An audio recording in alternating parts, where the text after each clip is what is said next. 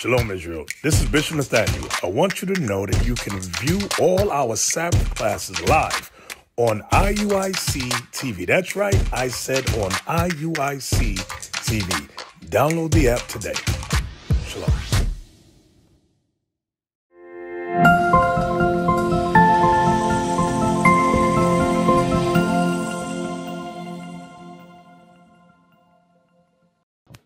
Shalom, family. Most High in Christ bless. Most High in Christ bless. Oh, sorry. So good to be back here, officially back here in headquarters. Bring it on. All praise though. How about everybody online listening? Most High in Christ bless you all too. Hope you're all having a good Sabbath. Today's class is entitled Mouth Almighty, Tongue Everlasting. You have to be my age to understand what that's talking about as far as the song. If you don't, then, are you from New York? You would know. Come on, don't wait, Google it. Come on, you so young kids.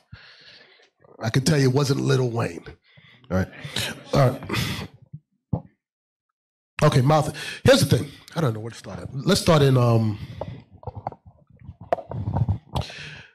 before the scripture, let me say this. This truth is about endurance. Can you endure? Everybody understand that? Yes, sir. Yes, sir. Whatever trials come in your life, whatever situation you go through, you have to endure. I'm going to give you a couple things that will help you through those trials. One, those trials are meant to try you to see if you really believe what these scriptures say. Two, the Lord always gives you two things. The Lord will always give you a way to escape, it being through class or through your level of understanding you have, that you kind of figure out how to navigate or how to endure through it. If you're spiritual, you have a discernment. But know for certainty that we're going to have trials. All right? So I say that for this point. Because the Most High also sends counselors to you. He'll send people to you that'll give you counsel, and sometimes it's hard for people to take that counsel. They don't see it, and they go to start running their mouths. All right, real quick. Proverbs 15. 15:22.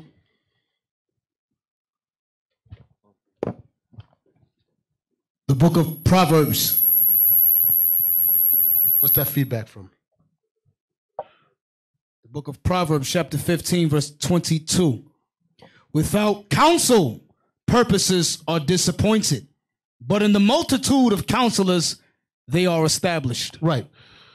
So it says, without counsel, purposes are disappointed. So what it's telling you, without counsel, without finding spiritual men and women to give you advice, purposes are disappointed. Now look what it says. Next part.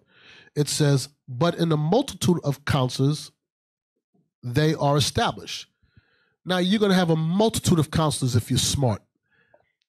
That what you will go through. So if you want to make a decision, you want to do something that you think it should be a good move, life-changing, whatever it might be, you seek counsel.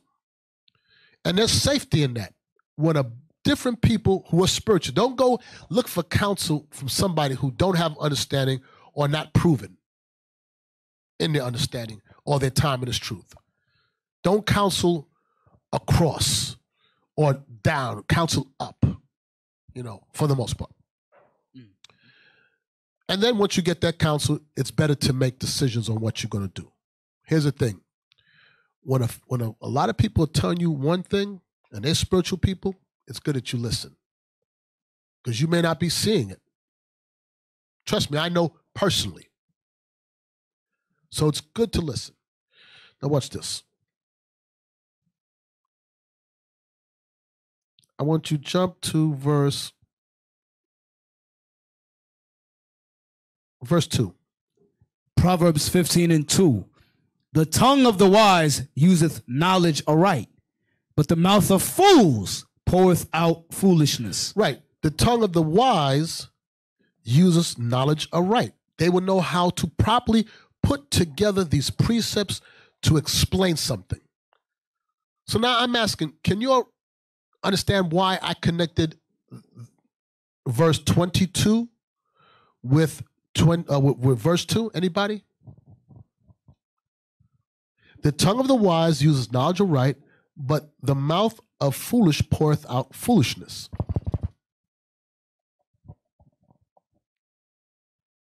It's not trick. Anybody, raise your hand. It's not a trick question. I just want to see if you could put together why I put those two scriptures together. Yeah, try. Shalom, Bishop.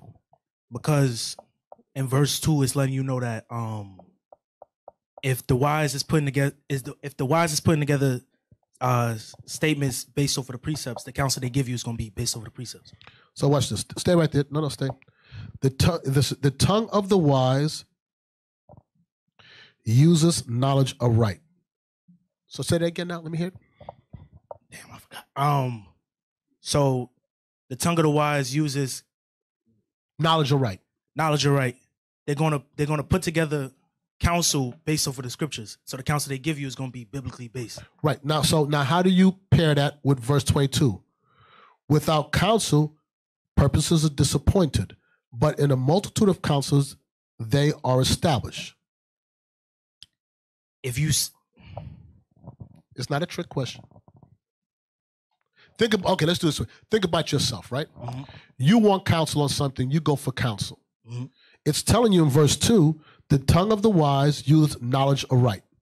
So a wise person would know how to use knowledge, right? Mm-hmm. Now you who are seeking counsel, right? You're the one seeking counsel. It tells you in a multitude of counselors, I lost my place, purposes is without counsel, purposes are disappointed. Without you don't. Okay, let me help you. You don't see the person who give you counsel, who's wise. You don't see their counsel because you don't want that. Without counsel, purposes are disappointed. You don't want that counsel from that person. You don't view that person that he's going to instruct you right.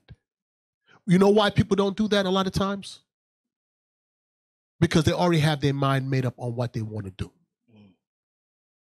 They in our mind, we don't realize in our minds a lot of times we will avoid certain things, counsel from people, because we don't want it. We don't want to hear it. And sometimes it comes out in classes, in conversations, but we will dismiss it. Let me tell you some more counsel. You can sit down. I want to say this about counsel real quick. In a multitude of counsels, there's safety.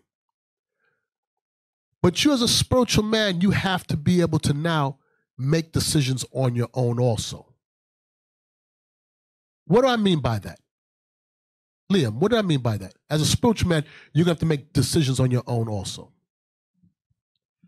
Bishop, that's saying there's times where you know what you're supposed to do, basically. Like if the situation comes up, you know the scriptures, you know what you're supposed to do. Then there's other times where you may not be sure, then you go seek the counselors. Right. You should always get counsel first. I would always say in certain decisions, you should get counsel. But what it's telling you is that your mind at times, you know exactly what you need, but you have to make sure first you taking in the information. You hear everybody what they got to say, and then after that, you discern. A lot of times people don't want to do that. They just want to do it their way. We can't control a person's life. We could tell you what we see in something, but it's up to you to decide what you want to do. But if you're spiritual, you're going to see a spiritual man is going to put those precepts together right and make it clear to you and say, no, this is why I'm saying this for. This is why I'm giving this advice. A lot of times things don't work in a certain way because purposes are disappointed because men don't want that. They don't want to be told. You know, that's in most men. We have that spirit that we want to do things our way. We have to be able to suppress that. Now watch this real quick. I'm going to go from that. Sirach 34.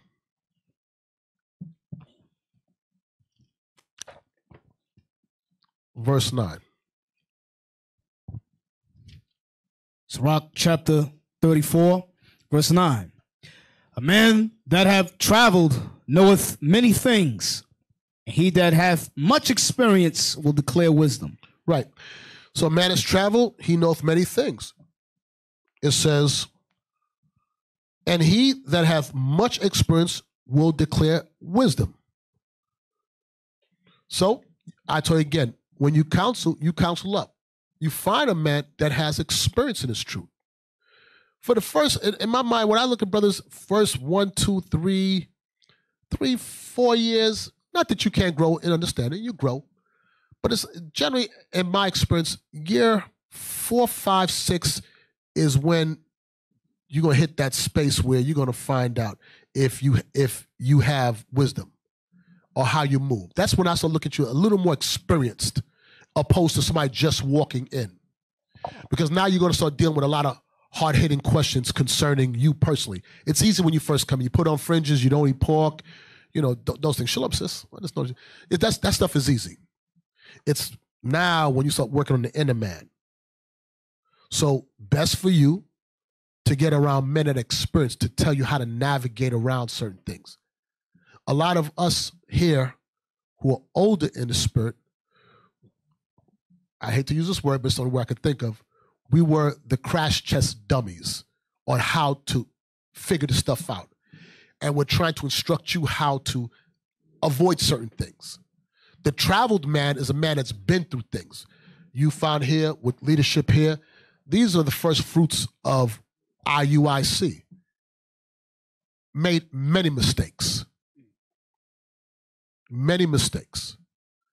It's for you men to cleave onto these men to avoid those things, to avoid those same pitfalls.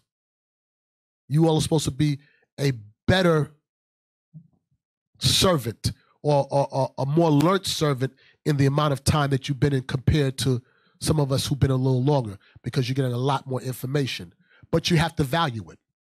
You have to see these men as men that can instruct you. Or you could be self-willed and think you have a plan and you know how you're going to do it. And we'll see how that works out for you. So let's read on. A man that hath traveled knoweth many things, and he that hath much experience will declare wisdom. And he that has much experience will declare wisdom. Now, on to the class I want to talk about. I'm going to tell you something that I've learned, and it's true. Less is best, especially when speaking. Knowing how to keep quiet. Why do I say that for? There's no wrong answer. I just want to hit, well, that's wrong. Take that back. Yeah, there could be wrong answers. You may say that. Let me not go that far. But I just want to hear, why do you think, I'm trying to get you guys to start reasoning with me. Why do you think I say that? Less is best. It's scriptural, but I'm asking, why do you think I'm saying that for? Nobody. But it's like a hospice.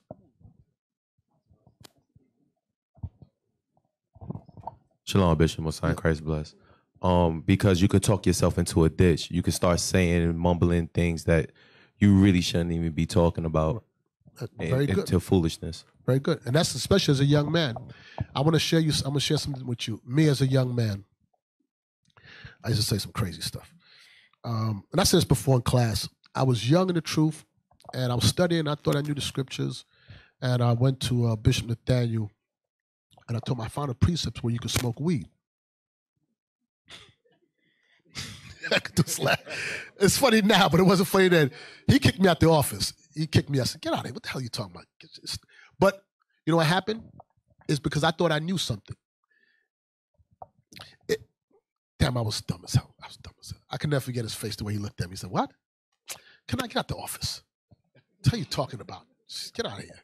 And I was a grown man. I wasn't like a little kid, so it stung a little more too. Because I'm like, who do you think he's talking to? I got the precepts. So the precepts was the precept I thought I had. Don't laugh, please, because I'm sensitive right now. It was about the precept with the mandrakes with the sister. I said, yeah. And he's like, what? Anyway, it was best that I didn't talk. But in my mind, when I went, I was so certain that I knew what I was talking about, and I was so foolish.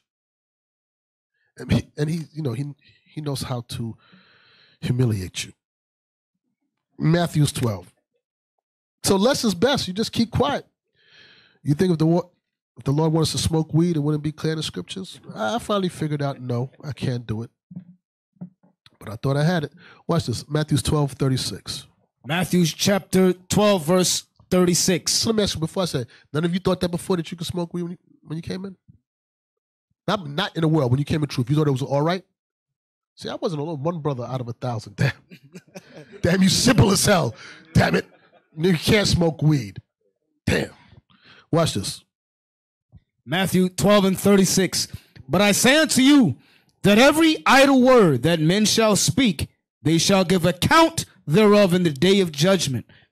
For by thy words thou shalt be justified, and by thy words thou shalt be condemned. But I say unto you that every idle word that men shall speak, they shall give account thereof in the day of judgment. That scripture seems very clear to understand. Every idle word that you speak, every word that comes out of your mouth, my mouth, in the day of judgment, we're going to have to give account thereof. Meaning, you're going to answer for it. And we read it like it's just there, but it says that you're going to give account for every idle word. Now, I'm going to tell you, I spoke many idle words in my life, and I'm praying the Lord have mercy on me. One was weed smoking.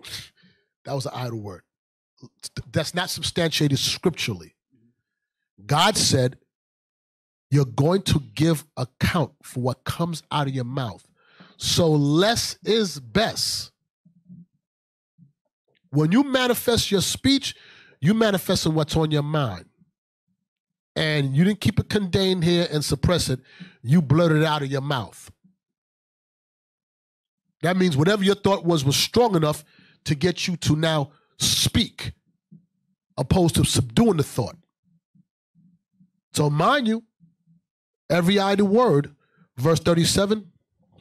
For by thy words thou shalt be justified, and by thy words thou shalt be condemned. Your words are going to be justified if it's as it is written, and you're going to be condemned if it's not according to the word of God. But why would you say something that's not according to this word? How did that happen? Watch this. Jump up to verse 34. O generation of vipers, how can ye, being evil, speak good things? For out of the abundance of the heart, the mouth speaketh. That's why. Because out of your heart, your mouth is going to speak. What your mind is filled with is going to manifest in your speech eventually. So a lot of times what we do, we sit back and we listen and we're like, okay. Bishop. Yep. Hey, Deacon. Shalom. The scripture you quoted, every idle word. Can we look up the word idle? I want to show y'all something. Why the Bible uses the word idle.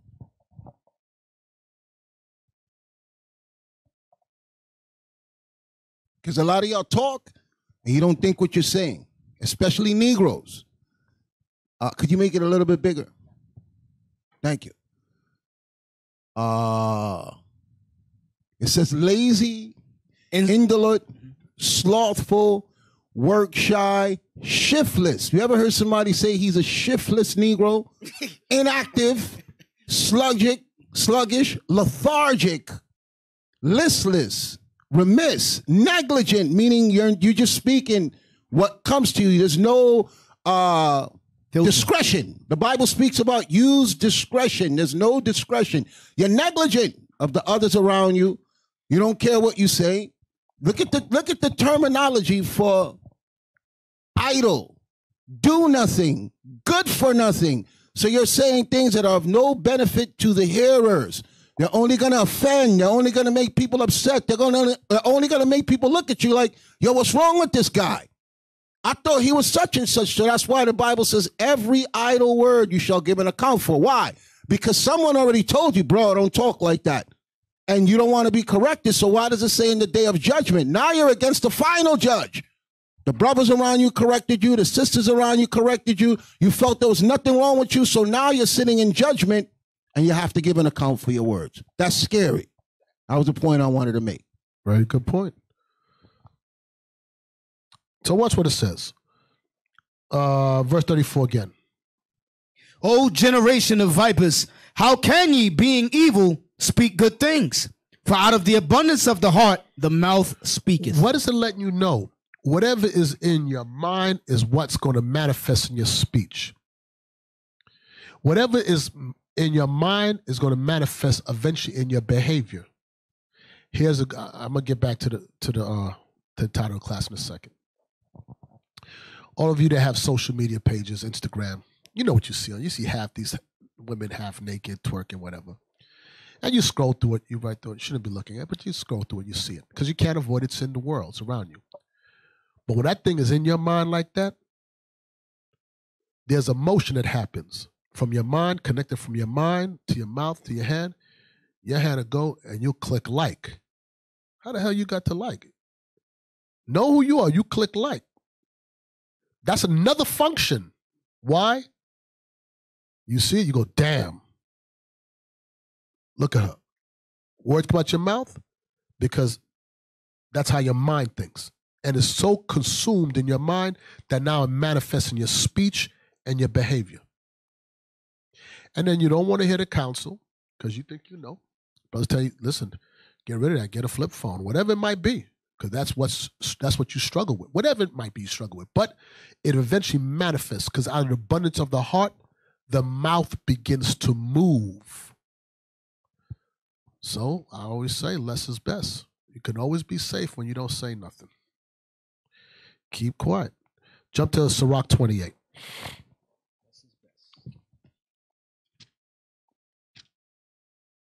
At least it shows that you have some type of self-control and you don't utter nonsense. Sirach 28 and verse 25. Watch this. Sirach chapter 28, or Ecclesiasticus chapter 28, verse 25. And weigh thy words in a balance, and make a door and bar for thy mouth. It says what? And weigh thy words in a balance, and make a door and bar for thy mouth. It says, and weigh thy word in a balance. Weigh what comes out of your mouth. Be mindful of what you're going to say. Is it going to be to the edification? If it's going to bring understanding, is it going to help? Or is what you're going to say going to be the oracles of fools? Where do you weigh your words at? Right here. But if it's from here and it goes out your mouth, that means that's what's governing you. Weigh your word in the balance and make a door and bar for thy mouth. Shut up. Trust me, safety. Shut up. Sometimes saying nothing will show so much wisdom. I hope you all can understand what I'm saying. Keeping quiet will show so much wisdom. So put that up real quick. Somebody sent it to me. Who has Jan? Did you send it to the IT team? There's a Bishop. Bishop quoted this before.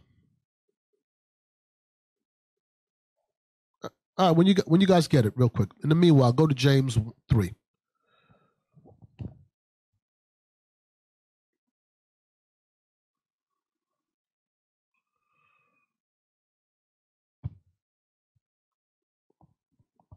Start with verse 1. Said James 3, sir? Yeah, James 3 and 1. James chapter 3 and verse 1. My brethren, be not many masters, knowing that we shall receive the greater condemnation. Okay. Read on. Read 1 and 2. For in many, James chapter 3 verse 1. My brethren, be not many masters, knowing that we shall receive the greater condemnation. For in many things we offend all. If any man offend not in word, the same is a perfect man, and able also to bridle the whole body. Okay. So real quick, in verse 2, it's going to go with what's going to start talking about the tongue. Everybody know that, right? So now I want to understand verse 1. My brethren, be not many mastered, knowing that we shall receive the greater condemnation. Who can explain it? Who wants to give it a shot?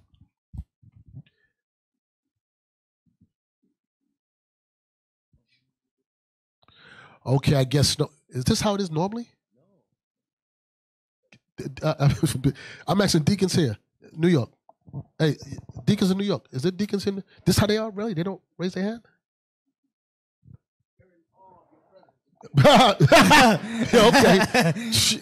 Wow. They're in awe. Okay, so I guess I just got to teach them. I'm okay. Sirach. Let's go to Sirach. Damn. Oh, we got some. Okay. All praises. Hey, Shalom, Most High in Christ bless, Bishop. Shalom. What it's talking about is basically try not to be too many people's counselors because you're gonna receive the you're gonna receive the judgment for them. Like no, but just stay there. I'm gonna read it again. Just stay right there. My brethren, be not many masters, knowing that we receive the greater condemnation. For in many things we offend all. If any man offend not in word, the same as a perfect man. Are we perfect men? Okay, good. And able to bridle is a perfect man and able to bridle the whole body. So now back to verse 1. Be not many masters. Be not, my son, meddle not with many matters, for if thou meddle much, thou shalt not be innocent. Same about being many masters. You don't have to get involved in everything. Can I tell you something from this end right here as leadership? There's a lot of things that deacons deal with that I don't. There's things I deal with that you can't be involved in anything. You know why? Because when you're involved in too much things, you're going to make mistakes. That's why he says, I wish they all were prophets. Let me ask you a question.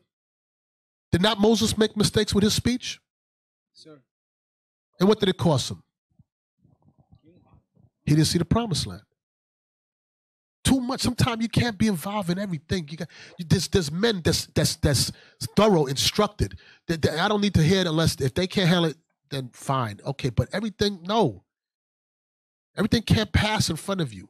When you got that mind that I want to be involved in this, I want to know this, I want to do this, I want to do that. Boy, you're going to receive the greater condemnation. How do we know you're going to receive the greater condemnation? Let's go back to James. Look what it says. My brethren, be not many masters, knowing that we shall receive the greater condemnation. Read on. For in many things we offend all. It says, for in many things we offend all. In many things we offend all. In many things we offend all. You think you're going to live a life without committing an offense? What does James 17:1 says? No, James. Luke 17:1. Don't listen to me. Luke 17:1. Luke 17:1. Then said he unto the disciples, it is impossible, but that offenses will come. It said it is impossible to go without offending. It is impossible. Stay right there.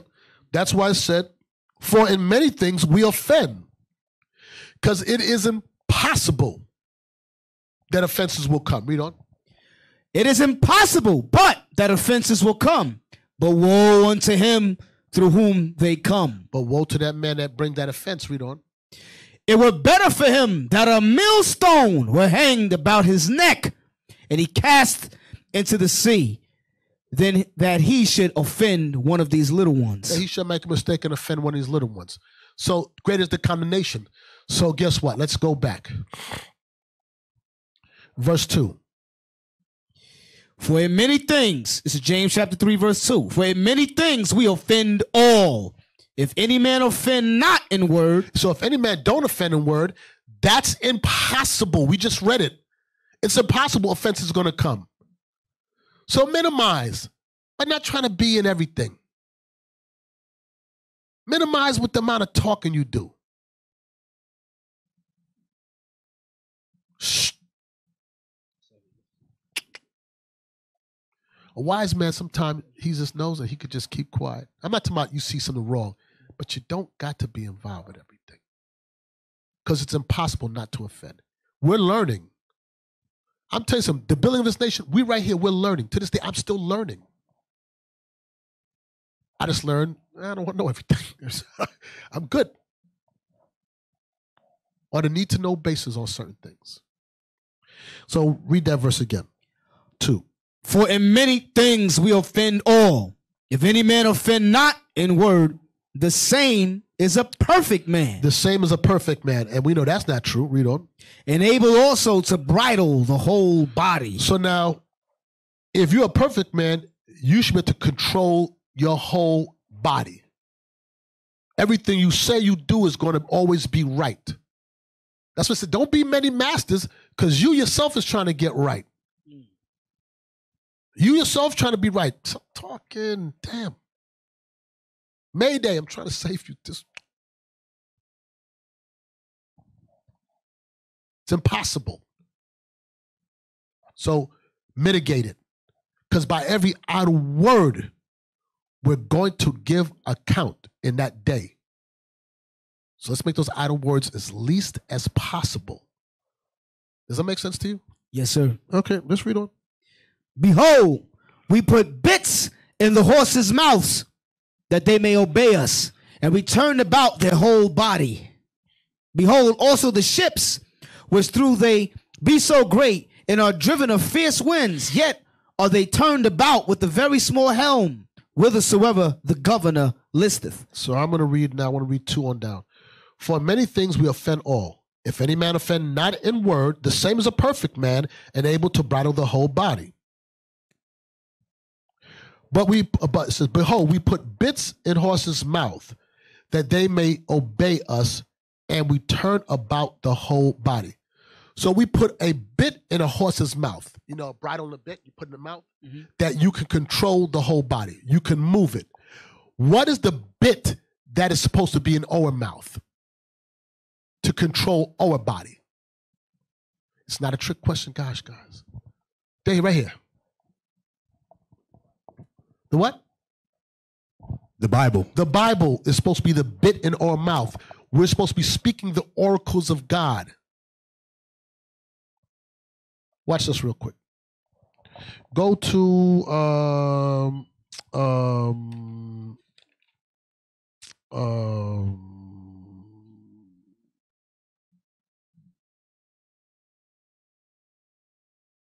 Psalms 32.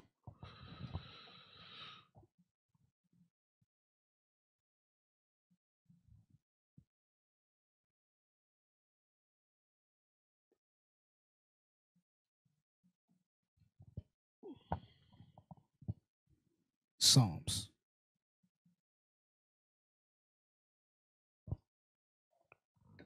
Psalm 32 and 9. It's the book of Psalms, chapter 32, verse 9. Be not as the horse or as the mule, which have no understanding, whose mouth must be held in with bit and bridle, lest they come near unto thee. Okay, so now it says, be not as the horse or the mule, which have no understanding. Those are dumb animals, what they're saying, right? It says, whose mouth must be held with bit and bridle, lest they come near unto thee. Who can explain that bottom part? That their mouths must be held with bit and bridle, lest they come near unto thee. Lest they come near unto thee. Nobody? Okay, there we go.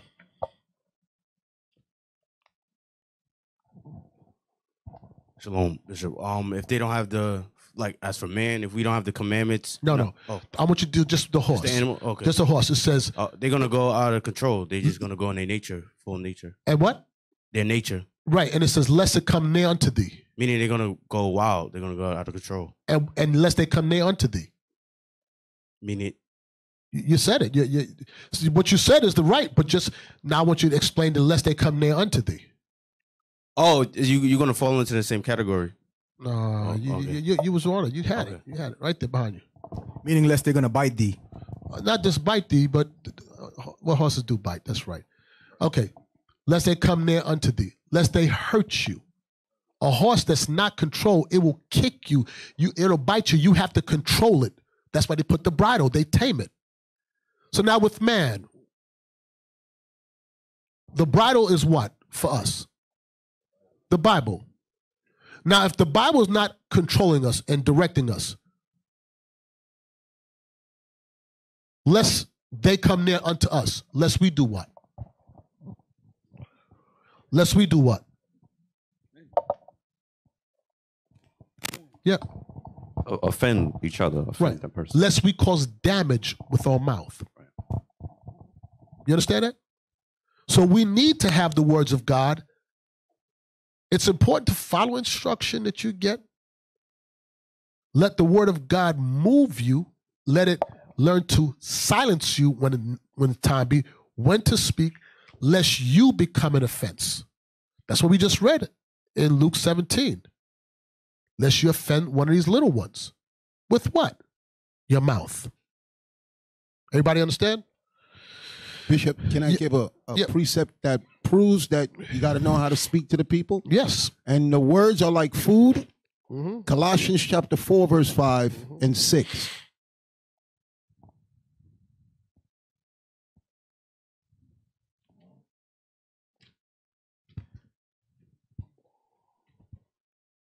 This is proof the word is like food in your mouth. Colossians chapter 4, verse 5. Walk in wisdom toward them that are without, redeeming the time. Let your speech be always with grace, seasoned with salt. Because those words are like food. You got to season them right. Read on. Seasoned with salt, that you may know how you ought to answer every man. You can't just talk anything. You can't just speak any way. Especially if you're a teacher and you represent the Most High, you got to know how to answer people, or else everybody's going to look at you crazy. Very important you understand that. Read that last precept again. Let your speech be always with grace. Let your speech be always with grace, because you're going to give account for everything that comes out of our mouth. We're going to give account. So let your speech always be with grace. Read on. Seasoned with salt, that you may know how you ought to answer every man. And every man in every season, you know how to answer. Some man you just don't answer. According to certain people, follow. You know, no, it's time to keep quiet. Don't even answer him. All right, so read that. You pulled that up already? Read that. It says, watch your thoughts, for they become your words. Watch your words, for they become your actions. Watch your actions, for they become your habits. Watch your habits, for they become your character. Watch your character, for they become your destiny. That is so deep. That is so fire right there. I remember Bishop pulled this out a while ago. Know for certainty, it all begins in your thought. It manifests in your speech, and it eventually becomes who you are. And that will be your life. Damn. So watch this. That's a good precept, Deacon. Back to James. I want to read James 1, verse 26. James chapter 1, verse 26. If any man among you seem to be religious, and brideth not his tongue, but deceiveth his own heart, this man's religion is vain. So if a man seems to be righteous, religious, has faith in what he's talking about, but he does not know how to bridle his tongue, he's deceiving his own self. He believes he knows, he's deceiving his own self. So you're not really in this if you can't control your speech. You're just a detriment opposed to helping build something. But here's the point that I get out of that is that he's deceiving himself because he really believes he's right. Meanwhile, people around him tell him, no, don't do that. No, I wouldn't do that. Stop. Listen. Back to James 3. Where do we leave off in James 3? Verse 3. Yes, sir. We was at verse 3. Oh, we actually read about the ships and the. Oh, yeah. Okay. That's verse 4.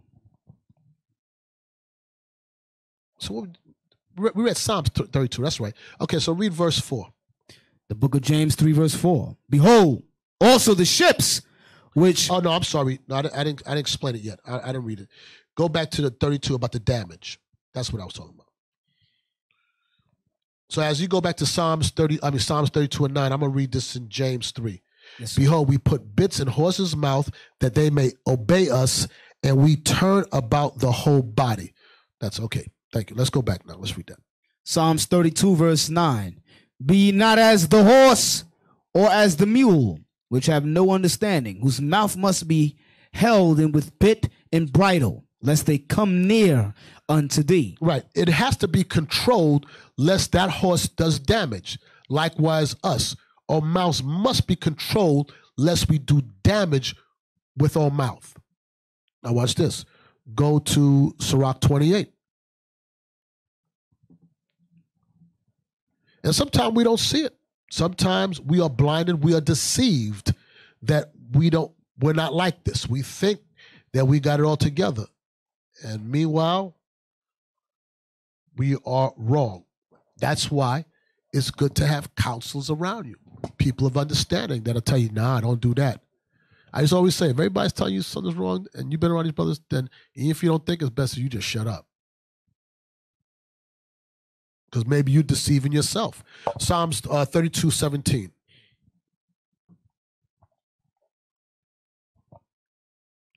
Psalms or Sirach? I'm talking, don't listen to me. Sirach 28. Oh, yeah, come on. I don't know yet. Sirach 28:17. Sirach 28, verse 17. The stroke of the whip maketh marks in the flesh, but the stroke of the tongue breaketh the bones. Right. It says what? The stroke of the whip maketh marks in the flesh, but the stroke of the tongue breaketh bones. Look what it's saying about this tongue and speech, how powerful speech is. It can break somebody. You can destroy someone just with speech. That's how powerful the mouth is. Now watch what it says. Read on. Many have fallen by the edge of the sword, but not so many as have fallen by the tongue. But so much more have fallen by the tongue. Many has fallen by the edge of the sword, but more has fell and have been destroyed by man's or woman's speech. That's deep. Read what it says next. Well is he that is defended from it, and have not passed through the venom thereof, who have not drawn the yoke thereof, nor hath been bound in her bands. But there's some that's not affected by it, and we're going to touch that in a second. So let's go back to 18. Hey, Bishop, before we move on, yeah, can I just pull out something you said there about the power of the tongue? Could you read it one more time? About the sword and the tongue. Watch this. Many have fallen by the edge of the sword. They use that for killing. Watch this. But not so many as have fallen by the tongue. You know what they mean by not so many as fallen by the tongue? What's the greatest weapon now that could destroy a man's reputation overnight? Social media. I've seen people attack us on social media with lying words. We on the defensive for months, for weeks, because one person used their tongue to tell a lie and do a video or put a post or make something up that was unfounded, and everybody believes it. It goes worldwide, especially in the Israelite community. That's why it says many has fallen by the tongue. There's people who's edited videos. They still bringing up that Deacon I thought don't like Trayvon Martin. They still circulating. New caps are popping up. Okay, because GMS edited video, they chopped up video of him going back and forth with a scoffer in the street and put his words and said, to hell with Trayvon Martin. And y'all don't know what the original content was, but they formulated those lying words together to destroy him for people who don't know him.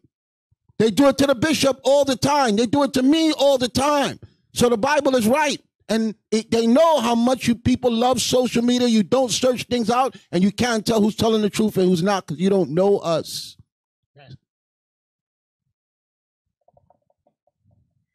So watch this. Verse 18 one more time. Many have fallen by the edge of the sword, but not so many as have fallen by the tongue. Read on. Well is he that is defended from it, and have not passed through the venom thereof, who have not drawn the yoke thereof, nor have been bound in her bands. Look what it says. Well is he that is defended from it. Defended from, how are you defended from the tongue? How is it that a man or woman will be defended from the tongue? Job 5, And we're going to come right back here. Job 5:21.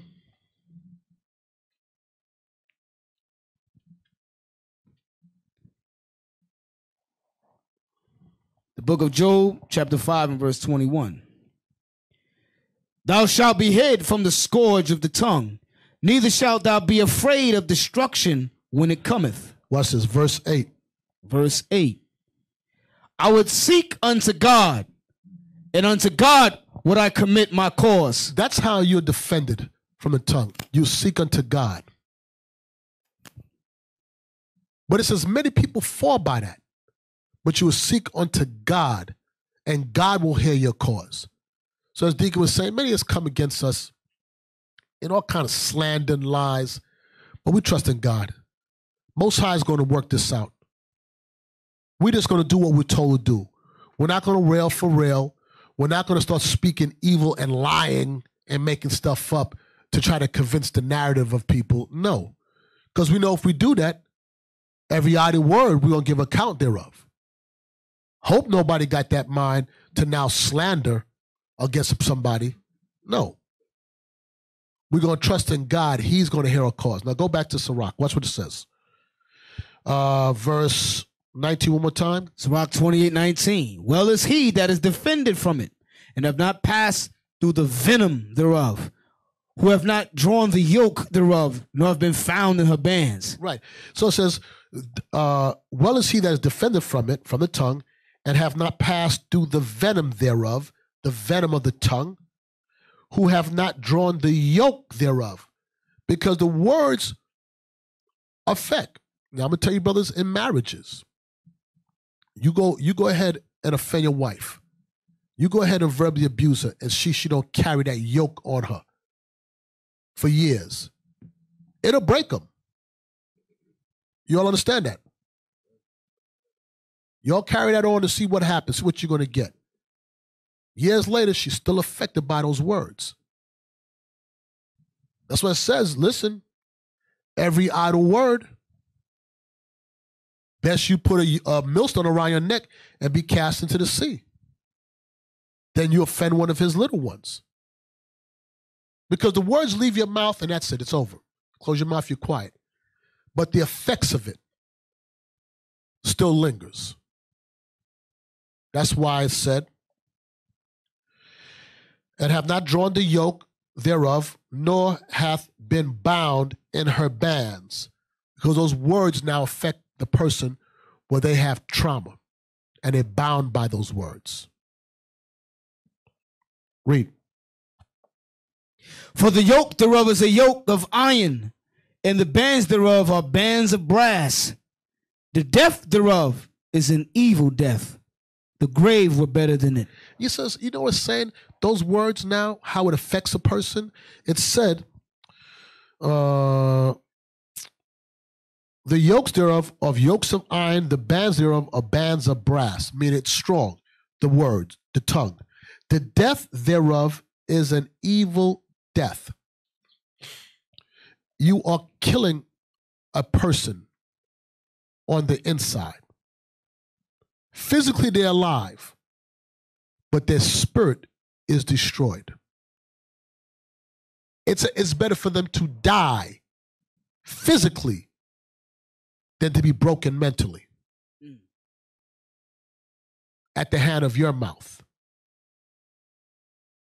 And every idle word, you will give account in the day thereof.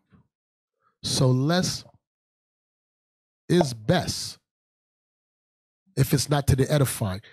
What's that one you pulled, Deacon? The one you just pulled, verse 5 and 6. 4 and 5? What was the last something it said? Right. Give me that one right there again. One more time. Colossians chapter 4, verse 6. Let your speech be always with grace, seasoned with salt, that you may know how you ought to answer every man. Then this time it says, let your speech be seasoned with the word of God. Always, that you know how to answer.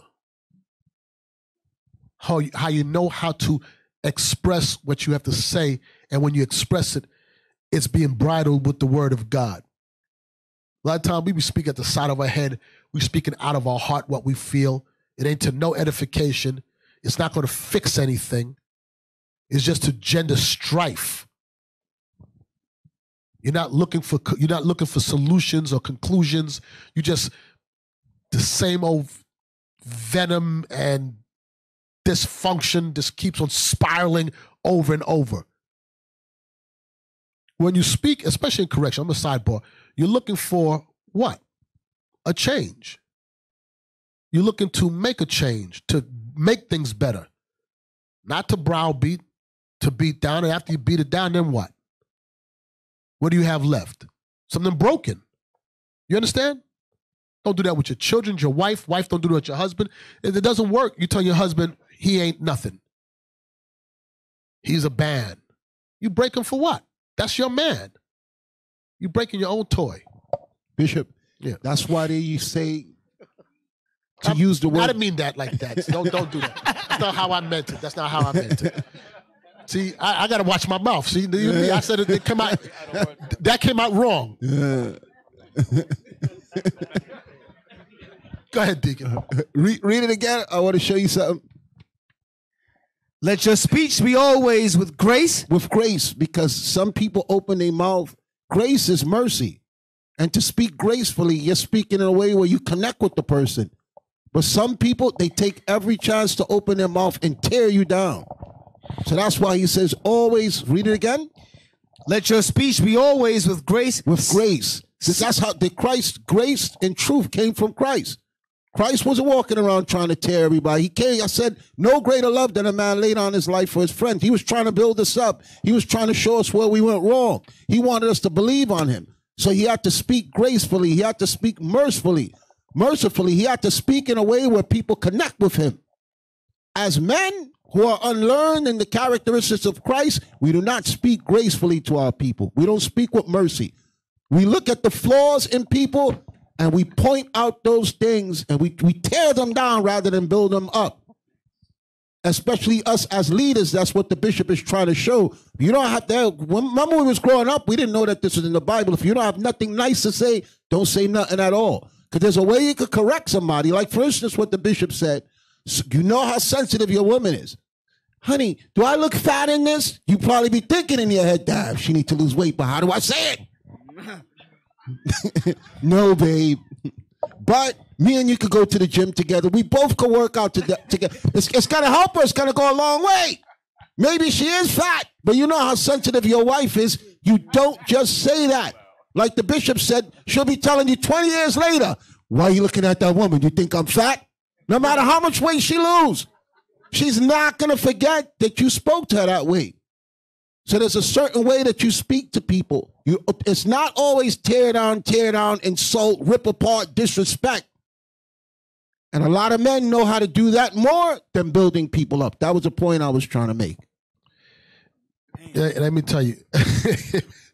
Yeah, you want to create problems in your life, boy. You carry that for a long time. Remember in Matthew 4:19. Matthew 4:19. We're going to come right back here.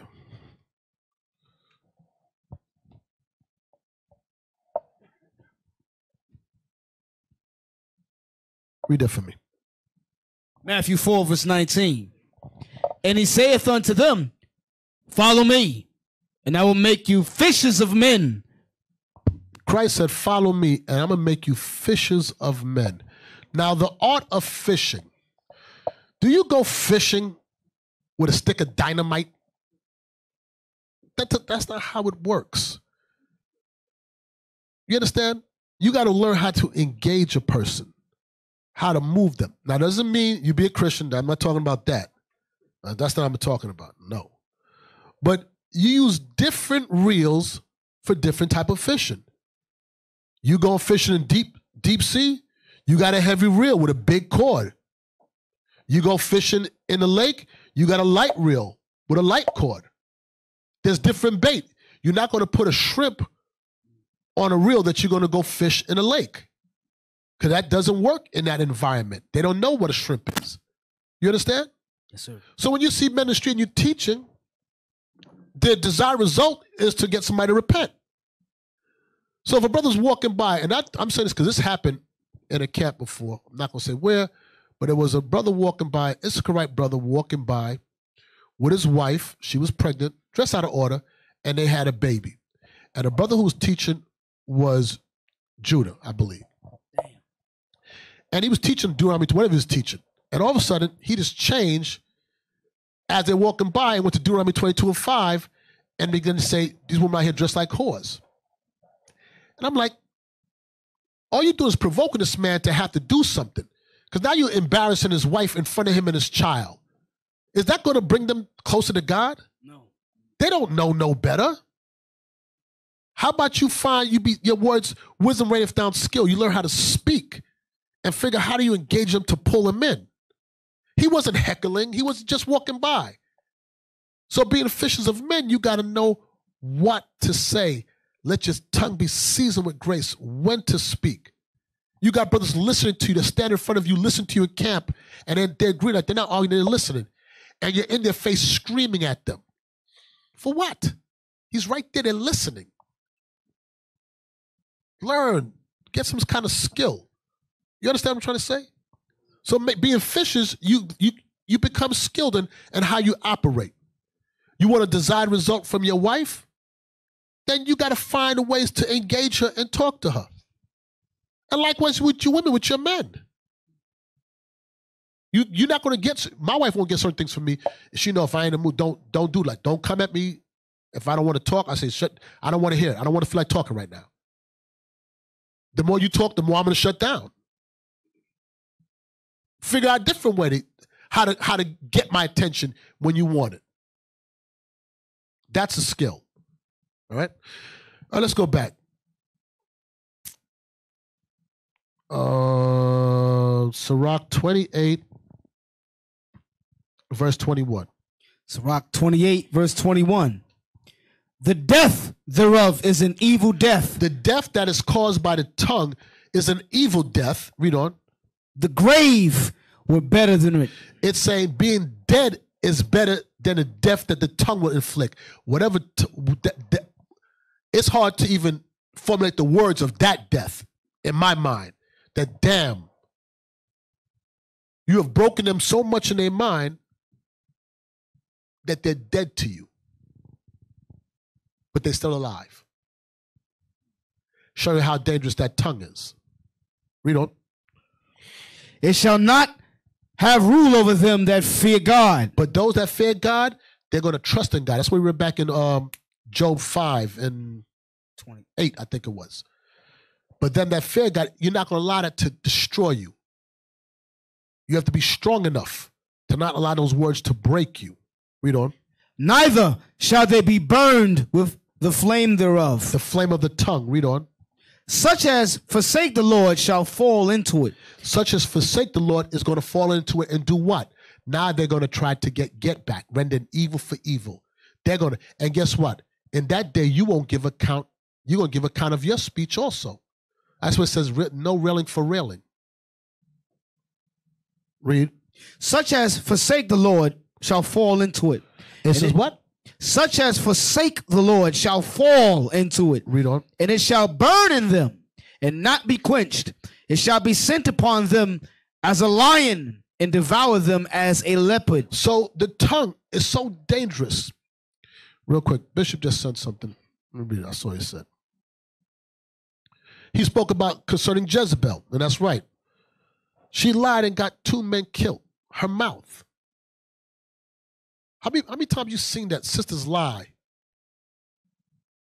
She's going to give account of those words in the day of judgment. Get men locked up. Many have been killed, destroyed by that tongue.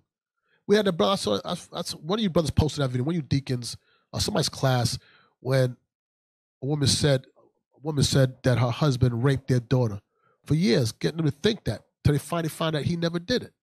But she hated so much that she made her daughters grow up believing that their father raped them. That's evil as hell. Damn, that's evil. She did, well, Bishop, she admitted the truth when the daughters were fully grown. After the relationship between the father and the daughter was destroyed, Then she admitted that she lied because she was upset about it. And like it was nothing. I remember seeing it like, yeah, okay, Yes. I did it. And okay, I did, I'm you're sorry. right. I'm sorry. I'm sorry. That was it. Destroyed a relationship that you can't get back those years. Damn, you're going to give account in a day for that tongue. And that's why if you notice now with us, especially leadership, we stay away from a lot of you women. After my experience with Gina Blue, she doing all them videos, taking pictures with everybody and throwing lies up on a regular basis. I'm afraid of the new women that come in. I don't want to take no pictures with nobody. I don't want nobody around me because of the damage when she launched that attack on us. From meeting us one time at Passover. I didn't even know who she was. I was sure I didn't know her until she put a picture up of me next to her at Houston Passover. And then one email, she said, yes, I do know him. Because she was arguing with another sister in her camp about a blanket. And everybody on social media believed that we had a relationship because I answered the email and she put a photo up.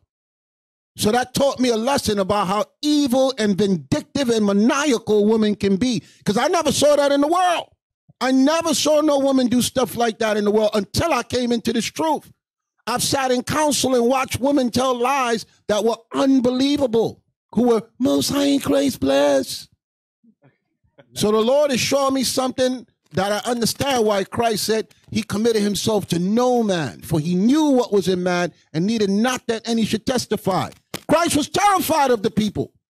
Said he walked no more in jewelry, because what were they doing eventually? They were trying to set him up to lie on him. Yep. That's how dangerous words are, and that's what the bishop is bringing out in the class. You saying the wrong words. So watch this. Where we left off at? Verse 23. Read. Such as forsake the Lord shall fall into it, and it shall burn in them and not be quenched. It shall be sent upon them as a lion and devour them as a leopard. Read. Look that thou hedge thy possession about with thorns. You know, it says, look that you hedge your possession about with thorns. So the analogy is what? You have thorns. It's hard to get through. You don't want to get pricked. Somebody don't want to get pricked. It says, look that you hedge your possessions with thorns. Read on. And bind up thy silver and gold. Now, what is it talking about your possessions and your silver and gold that you're supposed to bind up? Silver and gold is something precious, right? What does it tell you that you have to bind up and you have to protect? From the tongue.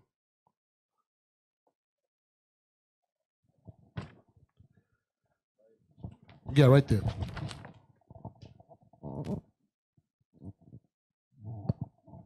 Your words. No, it's telling you you have to bind up something, hedge about with thorns. You have to protect it from the word. What do you have to protect? It's referred to as silver and gold, and you have to put hedge around your possession so it can be safe from that tongue. Anybody? Right behind him. Right next to him. Right there. Shalom, leadership. Is talking about family, no. wife, children? One more person, that's it. Somebody else. What's the try? The mind. The mind. It's telling you protect your mental health. Trust in God, protect your mental health, because somebody could come and destroy it. And us as leaders, we have to be very mindful what come out of mouth, because we know you all hang on every word. So we have to be mindful of the words that come out of mouth, how we speak, what we say, the counsel we give, that we now don't destroy anybody. And likewise you, because we all going to give account for what we say. It better be as it is written, that thou mightst be justified in their words, justify thy sayings, and overcome when thou art judged. Every idle word. So for you all, it's telling you, trust in God and make sure your mind is strong. Gird up the loins of your mind that somebody doesn't come and destroy your mental health. Because once you're broken, it's hard to fix. It's hard to repair. You understand that? Okay, can you at least respond? It's rough. This is going to be a rough 3 hours, boy. Damn. Damn. Can we get like when I ask Do you all understand? If you all could just put like a sound on, like they saying they understand, I'll take that. Just something, please. I'm trying to engage everybody. Everybody's like, well, whatever. We want prophecy. Damn. Walking with the giants. You be walking with the giants with poor mental health. What kind of giant will you be? Damn. Freaking broken giant walking around. Poor, woe is me. Freaking depressed giant. Freaking. Oh gosh. I forgot what I was talking about. First Peter, gird up the loins of their mind. So that's all we need is a freaking depressed giant. Big old oath. Gird up the loins of your mind. Peter's what? Somebody get to me. Thank you. 1 Peter 1:13. Yeah, that's it. 1:13. 1 Peter chapter 1, verse 13. Wherefore, gird up the loins of your mind. Be sober and hope to the end for the grace that is to be brought unto you at the revelation of Jesus Christ. That's what we're just reading about, putting thorns around your possession. Read on. As obedient children, not fashioning yourselves according to the former lust in your ignorance, but as he which hath called you is holy, so be ye holy in all manner of conversation. Be holy in all manner of what? Conversation. So the former lust was what? A filthy conversation, an evil conversation, a conversation that was not to edification, a destructive conversation. So it says, gird the loins of your mind,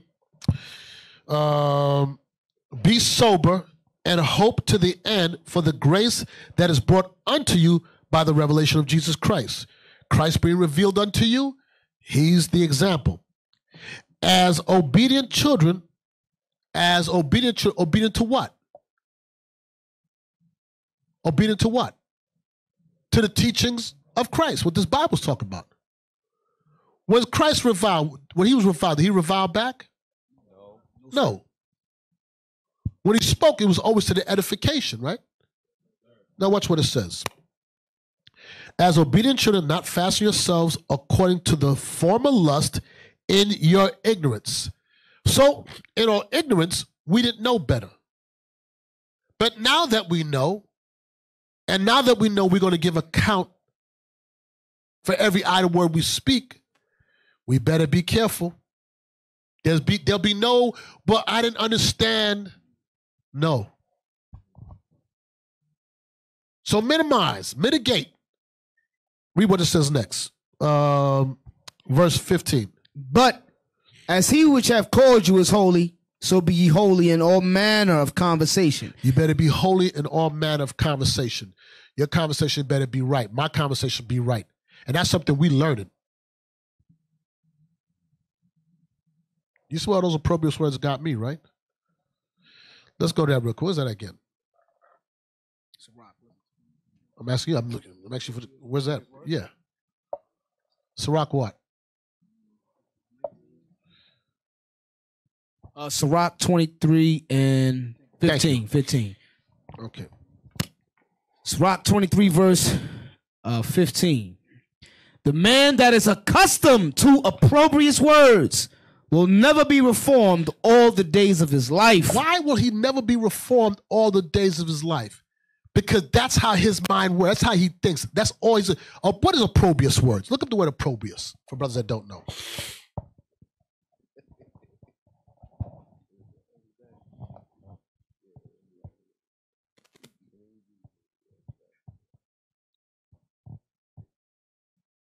Opprobrious.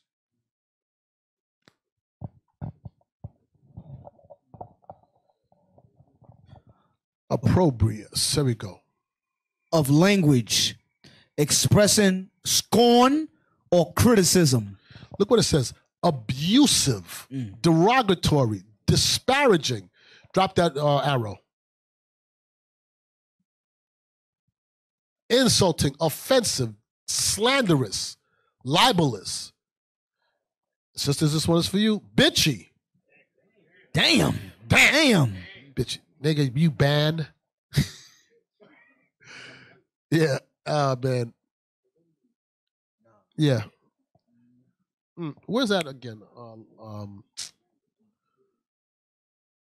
No, forget it. I'm not gonna go. Yeah, okay. I don't even know some of those words. This is above. But look at one word in there. What's one word? Stay right there. One word that sticks out. Venomous. Venomous. Think about that venom. When you get bit with it, how it slowly seeps into your system and destroys you from the inside out.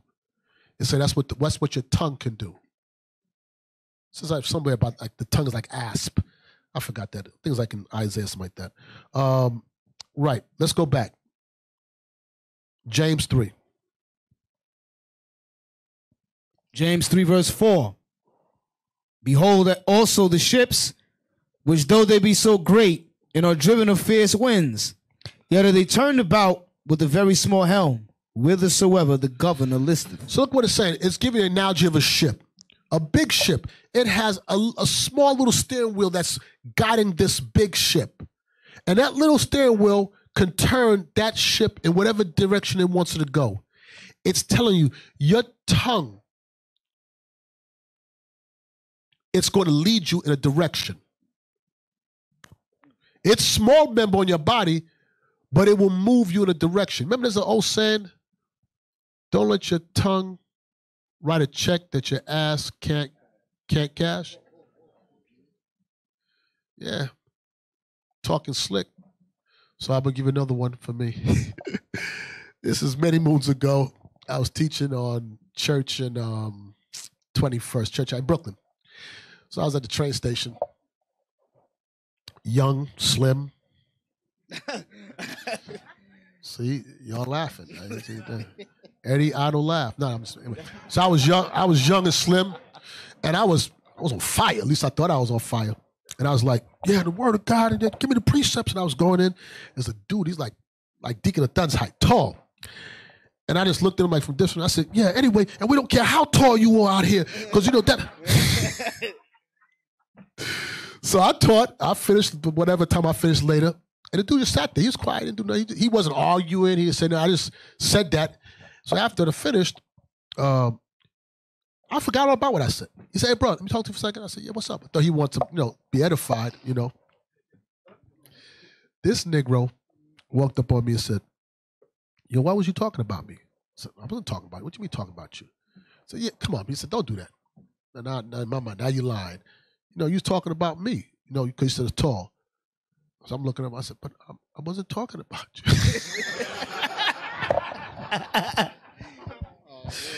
This dude was like 6'8". You know that dude. But he was cool. He just came home from prison from doing 10 years. But you know what scared me? Because he was too cool. He was too mild-mannered. Those are the ones that snap. They he choking the shit. See? But I never forget. I was looking up at him, and I was like, okay. Sir, man, just stand as it is written, Kani. Just as say what the Bible says. And trust me, when I said about we don't care if you're tall, it had nothing to do with what I was talking about. It wasn't like I was talking. I just went from saying Deuteronomy 22 to tall. Yeah, okay. Yeah. No, for certain, if you would have grabbed me, it would have been a second before they get him off of me. Because he was tall. He wasn't a small dude. Yeah, be careful what you say. So why did I go there for? What did I say that? What was I just reading? Oh, your tongue. You write, check that your behind can't cash. Thank the Lord has been with me. I didn't suffer no hurt by that, except my ego.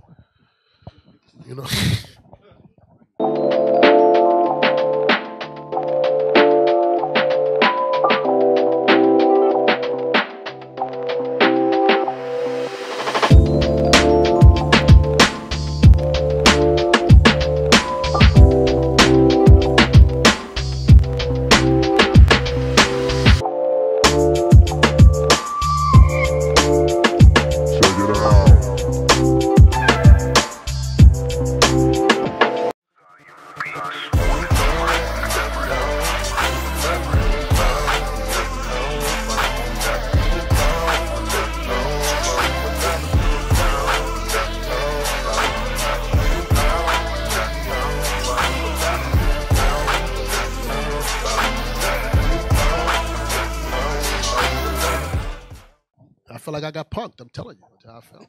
You know, I wasn't trying to get slick anymore. I very nice. You know, shit went out the window. Okay, verse 5. Even so, the tongue is a little member, and boasteth great things. Behold, how great a matter a little fire kindleth. That little fire is your tongue. How great a matter can a tongue get you caught up in? You say the wrong thing. It changed the whole direction of your life. Be mindful. Less is best. You don't got to talk. Don't feel like you got to finish a sentence or say, shh. It's going to save you a whole lot of headache. How many of us been in situations when afterward we said, damn, I shouldn't have said nothing. I should have just kept my mouth shut. Bishop. Yeah. I want to show that in Ecclesiastes chapter 10, verse 1, about you saying the wrong thing one time and people never look at you the same anymore. Some things you just can't fix because people are going to remember you said that based on the status of the person you was around us. Ecclesiastes chapter 10, verse 1. Dead flies cause the ointment of the apothecary to send forth a stinking savior. Because it has to be a certain way. Okay, but the flies can mess it up. Now look what the dead flies correlate with. Read on. So doth a little folly. You said one small stupid thing around the brothers you with. Read on. Him that is in reputation. And you have a reputation. You have status. But you said the wrong thing around them. Read on. For wisdom and honor. For wisdom and honor. Because they're expecting you to speak a certain way. And now you're talking reckless. So everybody stops and look at you now like, yo, what's wrong with this guy? You're a captain. You're an officer of such and such. You can't take that back later on because everybody's going to be like, you remember how he was talking before? They're going to say that's your true nature. And they're going to that's going to stick on you.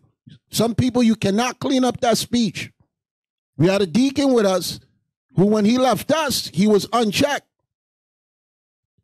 Everybody from the congregation started calling us up here, telling us, you got to hear the way he's talking to the people. He wasn't talking like that up here, but when he got down there, we got reports. He lost the love of the congregation. Now he's teaching online. Nobody knows who he is. If you go to his page, he has the nerve to teach when we teach. And you'll see 12 views, 9 views. Okay, 5 of those views is because he checked it 5 times. The other 4 are by accident. But his speech is what brought his fall down. And he'll try and convince everybody else we did something to him. Bishop gave him many chances. He didn't learn. So that's why it says right here, a little folly. You could do one wrong thing, one bad night, and everybody looks at you with less respect. And you can't get that back in certain people's eyes. Everybody's not as forgiving. And it's your reputation. It is what you is. And it's gonna be, you can't shake it in some regards. So back to James 3. I want to read, just get through this real quick. I want to get through verse 6. Verse 6, James 3 and 6. And the tongue is a fire, a world of iniquity. So is the tongue among our members, that it defileth the whole body, and setteth on fire the course of nature, and it is set on fire of hell. Right. So watch this. It says, the tongue is a fire, a world of iniquity. Look how it's referring to the tongue. The tongue, which is part of your body, God is referring to it as its own world, as though it's independent from the body. It's moving on its own course away from the body. It's its own world. And it's now is moving in its own way, but it affects the rest of the body. The tongue speaks. Next you know, it says something out of order, you get punched in the face. The eye now is black because of the tongue. The eye didn't say nothing. The tongue is moving on its own independent course. It's a world of iniquity. Y'all better pay attention with that mouth. I'm telling you. Look what it says. It says, I lost my place. 6. The tongue is a fire, a world of iniquity. So is the tongue among our members, that it defileth the whole body. It's part of the whole body, but it's a world on its own. That's why it says, who can tame it? Who can put it under subjection? That you're mindful for everything that comes. I'm telling you, I deal with this. To control my tongue, my speech, what I say, how I say it, when to say it. Is it to edification? Is it to growth? Or is it to destruction? And all that happens in a blink of a thought. Just like that. And you said the wrong thing. That's why I said you have to meditate these scriptures daily. It has to be part of your everyday life. You got to breathe things. Everything you do got to be the scriptures. So when you speak, it's just the scriptures flowing out of you.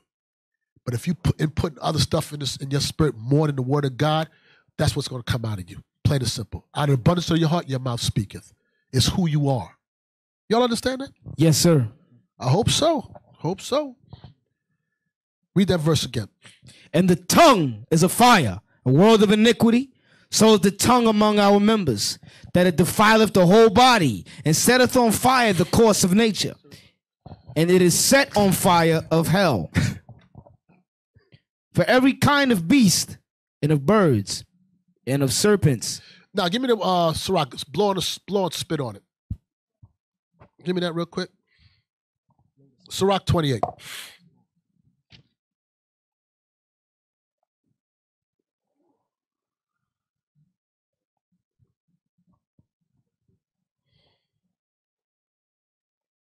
Sirach 28, verse 11. In hasty contention kindleth a fire, and in hasty fighting sheddeth blood. If thou blow the spark, it shall burn. If thou spit upon it, it shall be quenched. And both these come out of thy mouth. And both come out your mouth. But the question, which one are you going to do? The one that houses your thoughts. The one that's consumed in your mind is the one. If you got that spirit on you, if you all have that spirit on you, and you like contention, some people get off on contention. I'm telling you right now. It's like they happy to be unhappy. Especially a lot of Benjamin women. I'm gonna tell you, I'm telling you, yeah, it just is what it is. They be happy to be unhappy. Yeah.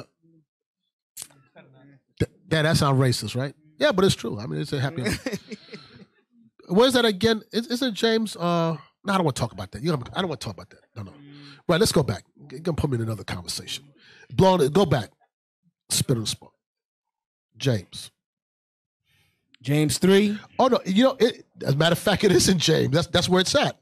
I just want to get sensual on James 3. What's the wording? Okay, I'm gonna sidetrack real quick because I want to say why I said that for. James 3 and 14. James 3:14. But if you have bitter envying and strife in your hearts, glory not and lie not against the truth. Read on. This wisdom descendeth not from above, but is earthly, sensual, devilish. Right. That wisdom of a spirit of contention, strife. It says, bitter envy and strife in your hearts, glory not and lie not against the truth. This wisdom descendeth not from above, but is earthly, sensual, devilish. Sensual. It feels good. It ain't good, but it feels good. People get off on being. I'm telling you, that's their zone. That's their love language. Y'all understand what I'm saying? Yes, some people love contention. They feed on that stuff. Why? Because that's what's in their mind. That's what governs their thought. So if there's strife and contention and envy, it's because it feels good. It's why whatever you do because it feels good. But it's earthly, sensual, It's deceiving. Okay, let's go back up. Verse 7. Verse 7. For every kind of beast and of birds and of serpents and of things in the sea is tamed and hath been tamed of mankind. Right. It's been tamed of mankind. Every kind of beast, Sirach 17 real quick. Every kind of beast and of birds and of serpents and of things in the sea is tamed and have been tamed of mankind. Read that in Sirach 17:4. Sirach 17:4. And put the fear of man upon all flesh, and gave him dominion over beast and fowls. God gave us dominion over beast and fowl. We had enough power that all the creations on earth was subject to us. We was able to control them and have dominion over them. The one thing we didn't have dominion over was what? The tongue. That small little member is uncontrollable. How dangerous it is. So if it's like that, it's best that you better have God's laws in your mind daily so you could try to keep it. That's why you don't want to be too much, because offenses will come. You put everybody together, you think there's not going to be problems that's going to arise? It's impossible for there not to be. But well, who those fences come by? So minimize that. Sometimes you don't answer. Thank you. Read on. Thank you, D. They received the use of the 5 operations of the Lord. No. Back to us today. Yes, sir. Sorry. James chapter 3 and verse 7. 8. Oh, verse 8. But the tongue can no man tame. It is an unruly evil, full of deadly poison. It says this, but the tongue, you can control a lion and a tiger and a bear. You can make a whale jump through a hoop, an elephant stand on a ball. But the tongue that's inside of your body, in your mouth, you can't control it. I struggle with that a lot. You hear me? I should have said that. I feel like I do it almost every class. Damn. Every class, I'm trying to control it. Yeah, good. Yeah, you know the loon there, man. Sometimes when I'm teaching, Deacon Item be kicking me below the table. Like, yo. You know, they be seeing it too. Yeah. The congregation, they be seeing it. They be like, yo, this deacon crazy, man. What's going on with this dude? You know, Item be watching me like this. You know, Item eyes. He be like this.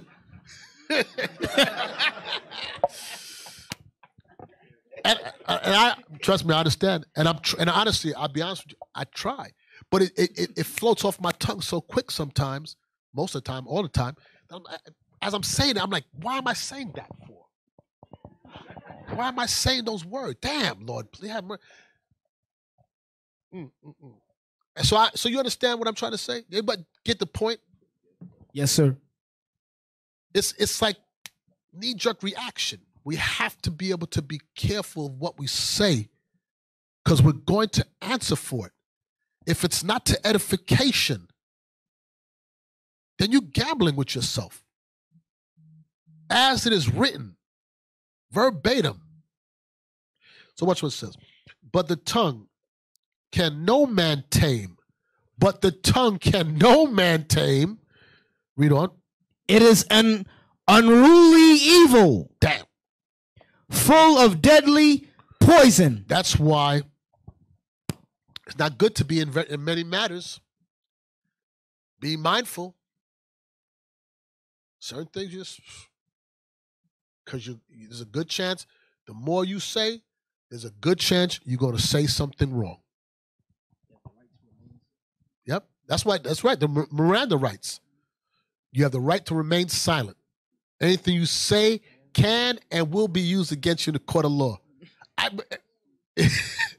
Everything you say will be judged by God. And let me stop.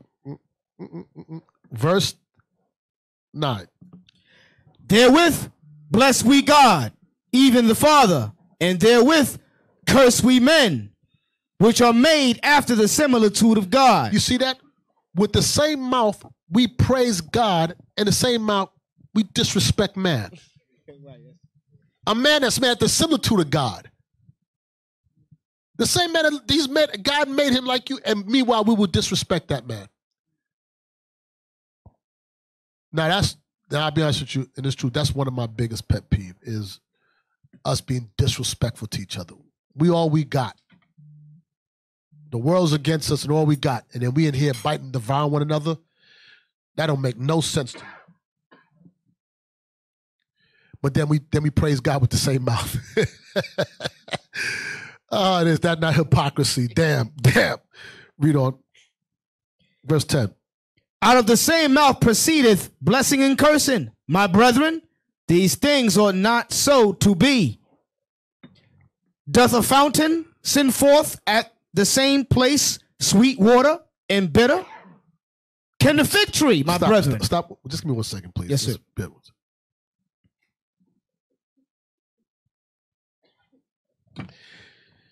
Okay, go back up.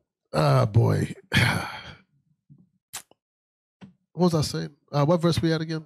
At verse 10. Thank you. James chapter 3, verse 10. Out of the same mouth proceeded blessing and cursing. My brethren, these things ought not so to be. It should not be out of the same mouth. You trying to praise God, but then you cursing or disrespectful to one another. It should not be. We're going to answer for those things. Read on. Doth a fountain send forth at the same place sweet water and bitter? Can the fig tree, my brethren, bear olive berries? Either a vine figs? So can no fountain both yield salt water and fresh? Who is a wise man and endued with knowledge among you? Now look what it's saying now.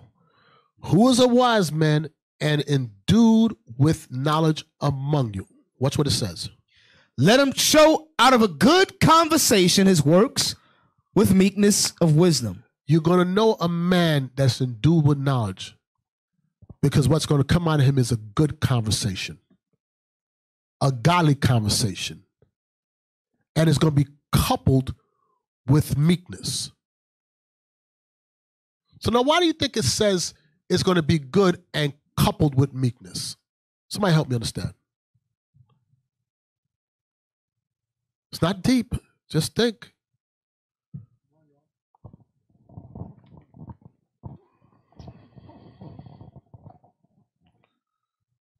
He's going to be reading the Bible. He got examples on how he should behave himself. Very good. Okay. What else? No. And coupled with meekness.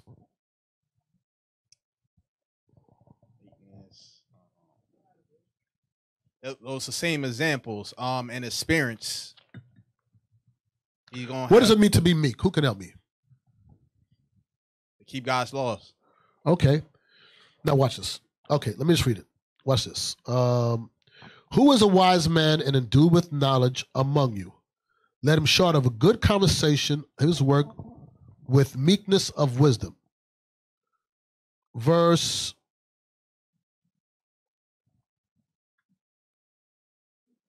'Sorry, my Bible's ripped.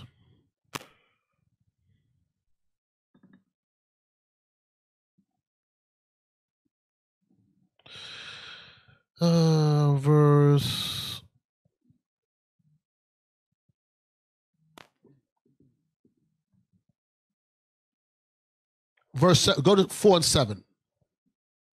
James chapter 4, verse 7. Submit yourselves, therefore, to God. Resist the devil, and he will flee from you. Okay, so what you said was right. I want to get to the point. The meekness is he's going to submit himself to God. He's going to submit his speech to God. It says, submit yourself to God and resist the devil, and he will flee from you. So what the devil is, you're going to submit yourself to God and resist the devil. In regards to what? You're going to resist the devil in regards to what? Come on, guys. You can't be serious. Your speech, your conversation. You're going to resist saying things that's not scriptural. It's going to fire off your mind. You're like, no, I can't say that. No, I can't do that. No, I can't offend a little one. Sometimes I've getting reports and I've heard brothers talk to, I'm going to start with leadership, talk to leadership, and it's just super disrespectful. Like, what do you mean? And I'm like, oh, wow. Damn, you don't see these men as fathers to you, sisters as mothers to you? That's how you talk? That's the old conversation of the world. Brothers here cursing brothers out, each other's out. No, that should not be named amongst us. You know what's heavy, Bishop, about the scripture you just read and the characteristics you just explained, where it says, out of the same mouth cometh curses and blessings.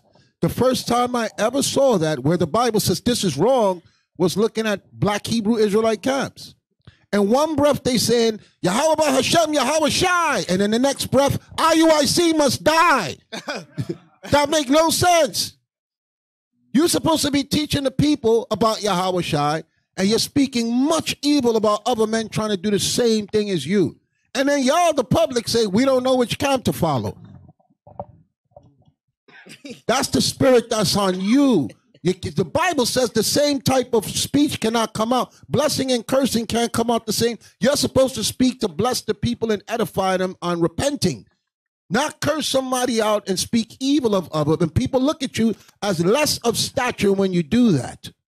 And for some reason, that's the norm, especially in the black Hebrew Israelite community. That's why we affirm all the time, we are not affiliated with these other groups. Because they know some scriptures, but they don't know the people. They don't know what's needed to build the people up and bring them back to the Father. Nobody needs examples on how to be evil. We could just walk out our house and see it. In some cases, we can see it inside our house. How about representing to the Most High in a way that's nurturing, that's loving to the people, that's edifying to the people, so that they see this God is for me?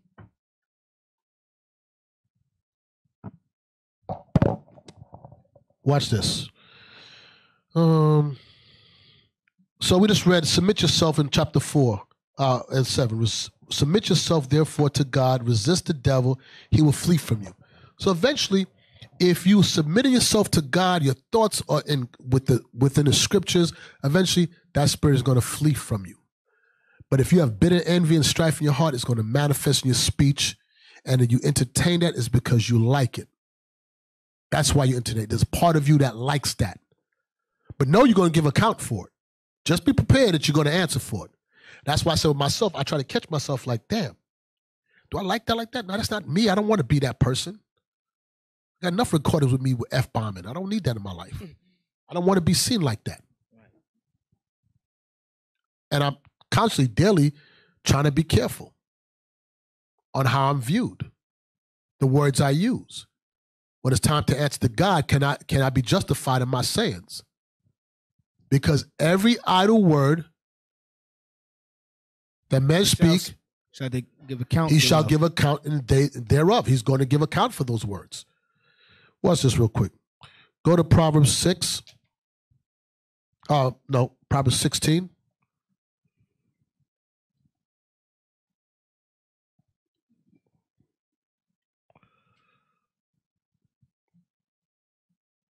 Verse 23.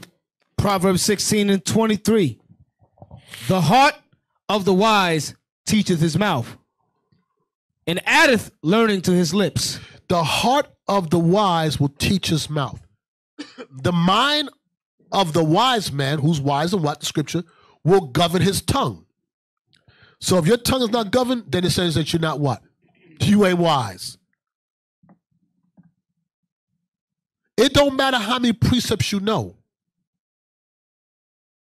It don't matter how much you can explain these things. If your tongue is saying something that's contrary to the Bible in your speech, then the Bible says you ain't wise, because the heart of the wise will teach his tongue. It will what? It will, when you teach something, you're what? You're molding it. Your mind will mold your speech. It will put it under subjection. It will have dominion over your speech. So if you can't control it,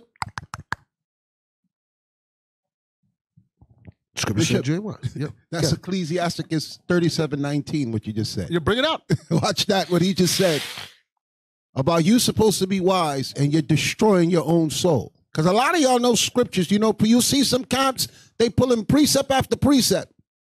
And you believe that they're wise because they're using these words. But watch this. Sirach 37:19. There is one that is wise and teacheth many. They in the streets pulling out precepts, breaking down Revelation, pulling these books. Read on.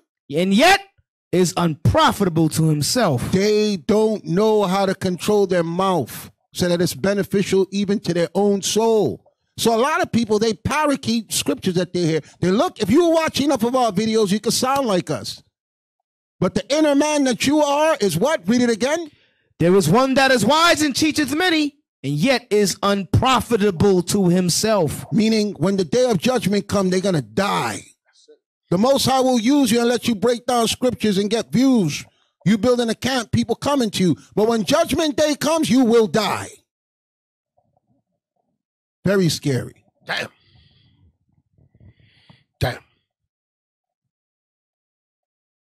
Let's go back. Proverbs 16. We finished that right now. Proverbs 16. Go to Sirach 23. Book of Sirach, chapter 23. 23:7. Sirach 23:7. Hear, O ye children, the discipline of the mouth. He that keepeth it shall never be taken in his lips. Yeah. Hear, your children, the discipline of the mouth. Remember, it's that unruly evil, the mouth. Here's the discipline of the mouth. It says, he that keepeth it shall never be taken in his lips. He that could control his speech, what he says, shall never be taken with it. And that's the battle in each one of us as believers, to control our tongue, to think the words that come out of our mouth, what effect it might have on another person, how it might affect them, how they might view you, how you make yourself viewed, what damage you can cause with your speech. But it says one more time. One more time. 23:7. Sorry. Hear, O ye children, the discipline of the mouth. He that keepeth it shall never be taken in his lips. You'll never be taken. Watch this. Wisdom of Solomon 8. I want you to read verse 1, then jump to 12. Wisdom of Solomon chapter 8, verse 1. Wisdom reacheth from one end to another mightily, and sweetly doth she order all things. And sweetly does she order all things. Jump to verse 12. When I hold my tongue, they shall bide my leisure. And when I speak, they shall give good ear unto me. If I talk much, they shall lay their hands upon their mouth. So what it says, when I hold my tongue, they shall bide my leisure, meaning my peace. When I hold my tongue, it's going to bring about peace. Sometimes, let me tell you something. Now I'm going to tell you about you married men. Sometimes, man, it ain't even worth arguing about. Just tell you. And it, trust me, I've been there, done it. Peace is more, trust me, peace is primo in my life. Oh, you what? No, I'm cool. You can't give me a whisper. Because the end result in the arguing and the back and forth, does it bring about the change that you need? No, sir. So what the hell are you arguing for? All you do is be tired, and you got to go to work in the morning, and you're tired because there's no conclusion to it. It's like a freaking novella. The next episode, the shit's thrown all over. I just did it again. It doesn't end. It doesn't end. So sometime for peace, you do what? Now. I'm not talking to you simps. That's not who I'm talking to. I'm not talking to you. You all need to speak up. Just make sure you use the word of God. I'm talking for the rest of us. Lions who run their house. We don't run around it. Yeah, sometimes it's like, whatever.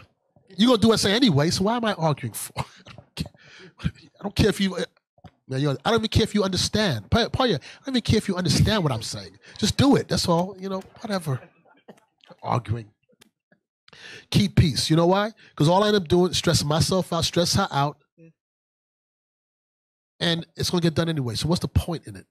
How does it make anything better? Go ahead, D.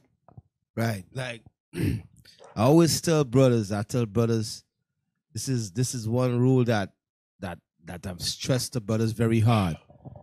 Real men does not argue with no woman. I hope you all understand that. Real men is not going to be going back and forth, arguing with a woman. The man that does that is weak men, simps. Because a real man, he give an order, he going to get done no matter what. You understand what I'm saying? Even though the sister might not like it or so forth, but down the line, she won't get it done, because guess what? She respect and she honor you and she love you. You feel me? But if you're weak, yeah, but Dick, a lot of time what it is that first what you said is right. You ain't arguing. We sometimes, and watch brothers, I'm looking at your facial reaction. You argue because you want them to understand why you're saying what you're saying. See, I tell you, I don't care if you understand. I had to come to the point, I don't care if you really understand. I'm not telling you to sell your behind. Just do it. It doesn't matter. It's going to get done anyway. But you're frustrated because she doesn't understand why. So what? But anyway, look back to scripture. Where do we leave off with that one? I want verse 12 again. When I hold my tongue, they shall bide my leisure. It's going to bring about peace. Read on. And when I speak, they shall give good ear unto me. But when I speak, they are going to give good ear unto me. Why? Because I ain't talking a lot. After a while, women or people get desensitized when you keep on talking. Oh, here you go again. There you go. But when you don't speak a lot and you do speak, they're going to give ear. Oh, there's a reason why he's opened his mouth. It must be something serious because he don't really say much. And in your mind, I ain't saying much. It still get done, right? Yes, sir. All right, then. It says what? Read that again. When I hold my tongue, they shall bide my leisure. And when I speak, they shall give good ear unto me. If I talk much, they shall lay their hands upon their mouth. Wisdom is going to know to tell you, shut up. Stop talking. Remember Ecclesiastes 3, there's a time to speak, a time for silence. Wisdom going to tell you, you know what? Shh. No more. That goes back to Sirach 1, something, 19 I think is. Wisdom will rain down skill and teach you when to speak, how to speak, what to say. There's wisdom in silence. I'm telling you all something. You learn wisdom in silence. Go from that real quick. Sirach 20. 20 verse 7. Sirach chapter 20 and verse 7. A wise man will hold his tongue till he see opportunity. But a babbler and a fool will regard no time. 4 a.m. in the morning, you still arguing. You start at 10 o'clock at night, it's 4 o'clock, you got to get up at 6. And then you just get too tired. Listen, you go to sleep. And there's no resolution. Damn, you're an idiot. You're an idiot. Oh, God. It says, a wise man will hold his tongue till he see the opportunity. A wise man will hold his tongue until he see the right time to speak. Why? Because he wants to be effective in his speech. This ain't the time. Old foremother did that with Nabal, Abigail. She could have got him. She waited. She said, no, this ain't the time right now. He drinking. He got his friends. If I do that, I'm going to emasculate him in front of his men. He's drunk. I'll talk to him in the morning and let him know. And I saved your life, right? David was out there. He's about to kill you. Remember, when David came, he was hanging out with his men drinking. They wasn't ready for David and these mighty men. Not even close. So nah, not now. I'll let you know later that I saved your life.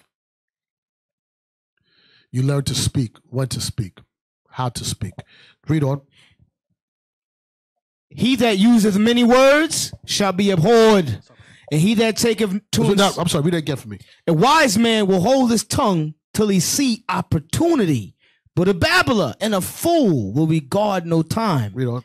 He that useth many words shall be abhorred, and he that taketh to himself authority therein shall be hated. Right. He that uses many words shall be abhorred. Sometimes tell people, shut the hell up.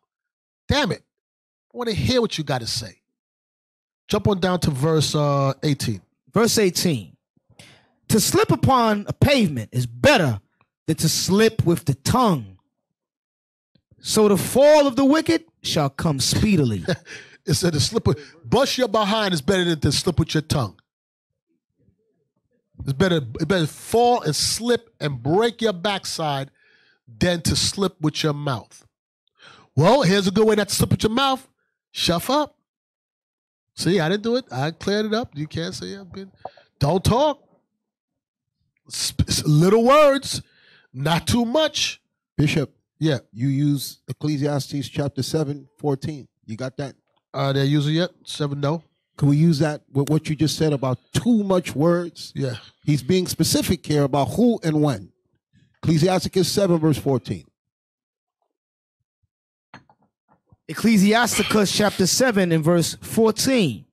Use not many words in a multitude of elders. You see the leaders around you. You see the senior men around you. Some brothers have a tendency to talk too much. And people start looking at you and you become less in stature to them because you're talking too much and you're saying the wrong things. And people are getting pissed off. Even the people of less stature than you are like, what's wrong with this person? Read on. Use not many words in the multitude of elders, and make not much babbling when thou prayest. You know, when you babble, when you pray, you're disrespecting God because the Christ said, the Father knows what you want before you even ask for it. Let your words be few. Don't come trying to talk. You're not going to dazzle God with your speech the same way you're trying to dazzle the elders with your speech. And you're going to say the wrong thing. That's what it's saying. You're going to say the wrong thing. You're going to talk too much. You got to know how to. I remember this Edomite told me at the first place I worked through, the first thing he said, you got to know how to read the room. And he was politely telling me you got to know when to shut up. Okay? Go ahead, Bishop. Damn.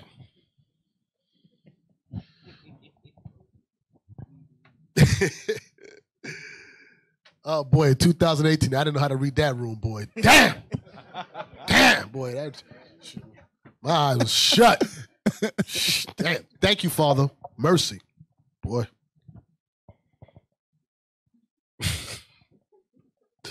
Okay, verse what? 18, 20. Okay, but man, I talk too much, right? That's what we just read? 18, slip of the tongue? Yes, that was verse 18. Yeah, verse 20. I want 20 now. So about 20 and 20.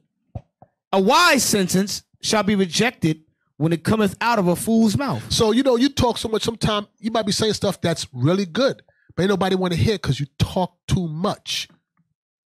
There's a time and season, a place. They reject it because they reject you.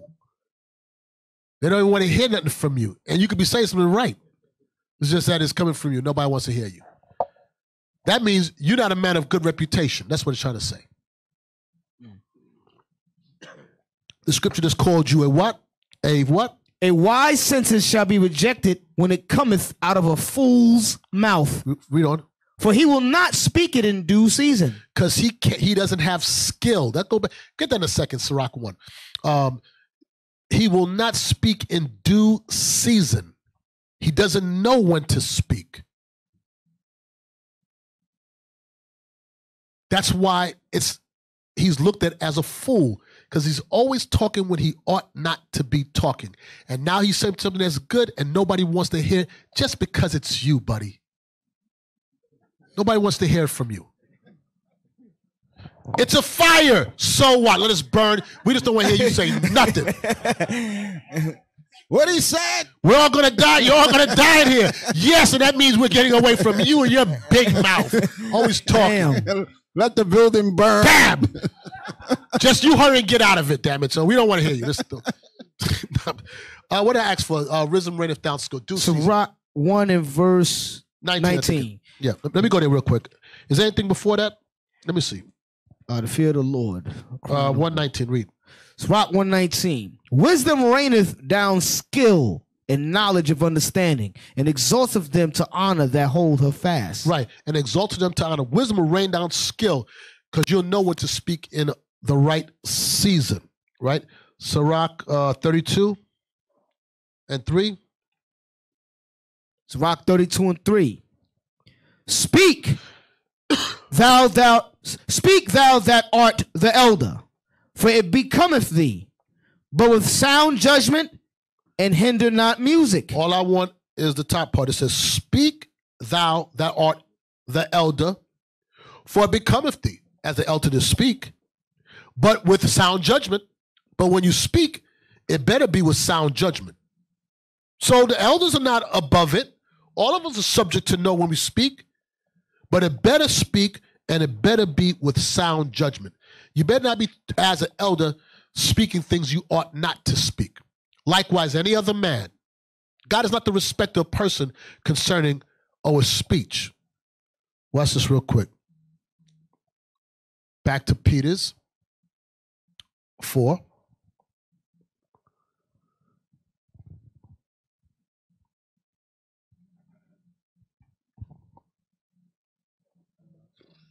First Peter's 4 and 11. 1 Peter's 4 and 11. Speak not evil one of another, brethren. He that speaketh evil of his brother and judgeth his brother speaketh evil of the law. 1 second. Let me get there with you.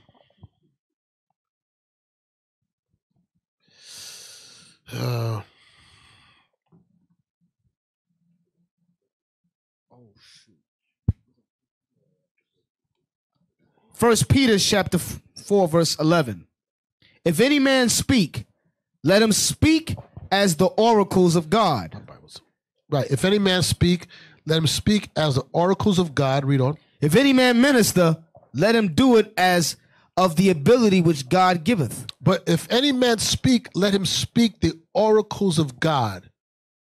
When you speak, let what come out your mouth be found in the scriptures, that you can justify what you're saying, that a speech that cannot be condemned.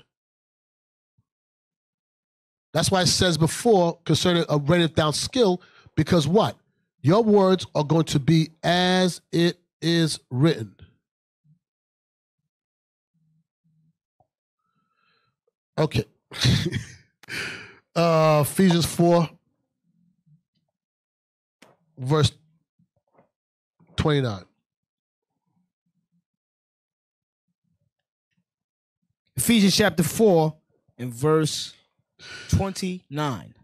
Let not corrupt communication proceed out of your mouth, but that which is good to the use of edifying, that it may minister grace unto the hearers. Look what it says. Let no corrupt communication proceed out of your mouth, but that which is good to the use of edifying. God is telling us that when we speak, it better be useful speech, something that brings value to the edifying. Don't let it be words that of no value, that's not in due season, that doesn't make the person or the people better or you better. Everything outside of that is considered what? Corrupt communication. So read one more time. Let no corrupt communication proceed out of your mouth, but that which is good to the use of edifying, that it may minister grace unto the hearers. Because the people on the receiving end, it has to minister grace to them. It has to be beneficial for them. But if it's corrupt, it's going to be what? Words of no value, words that are destructive, words that can break them, that can destroy them spiritually. Who wants to be found guilty of destroying a brother or sister in this truth? Lord Jesus. God said, you bet off getting a millstone and cast yourself into the sea. In other words, kill yourself before I deal with you, if you offend one of his little ones. Damn. You bet off killing you. I hope nobody here go kill themselves. I hope nobody. Because people take your word, they're like, yeah, Bishop gave me counsel. The reason why I killed myself. Don't do that. I'm not telling you go kill yourself. They make a video before they die, so the reason why. Yeah. Damn. Y'all should know I'm a little hypersensitive these days, but yeah, don't do that. You don't even know where to find a millstone anyway, so. Hey, Bishop, they could just go play in traffic, you know? Yeah, go play. Damn. I had that one for me, sir. Damn. Go play in traffic, you know? With blindfolds on. Proverbs 10. We joking. I mean, that's just Proverbs 10, 10 and 8. Proverbs 10, verse 8. I want you to look up the word prating, all right? Proverbs 10 and 8. Proverbs chapter 10, verse 8. The wise in heart will receive commandments, but a prating fool shall fall. The wise in heart will receive commandments. I got the wrong scripture. That is a scripture, Proverbs 10 and 8. I'm reading the wrong one. The wise in heart will receive commandments. The wise in heart will listen to counsel. It will receive the instruction of this Bible. But the what? But the prating fool shall fall. The word prating or prat.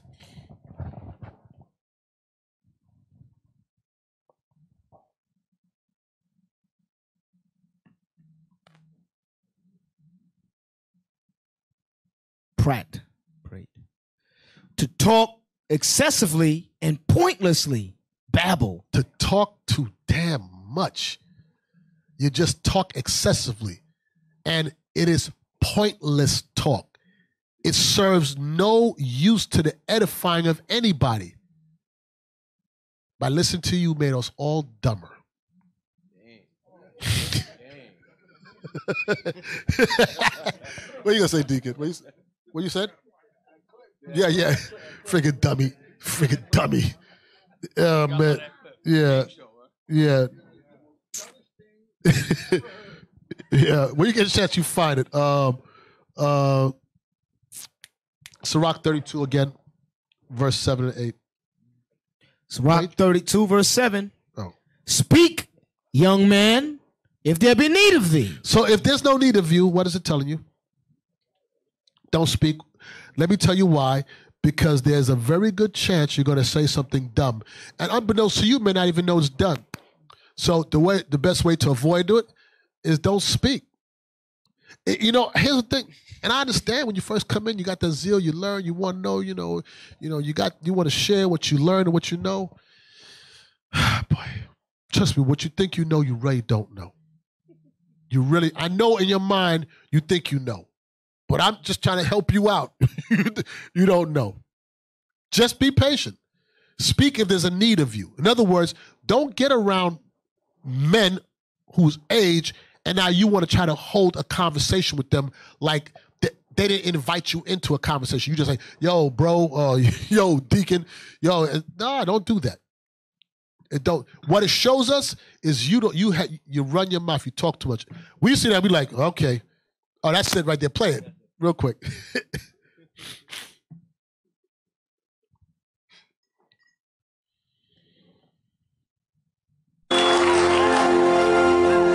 Mr. Madison, what you just said is one of the most insanely idiotic things I have ever heard.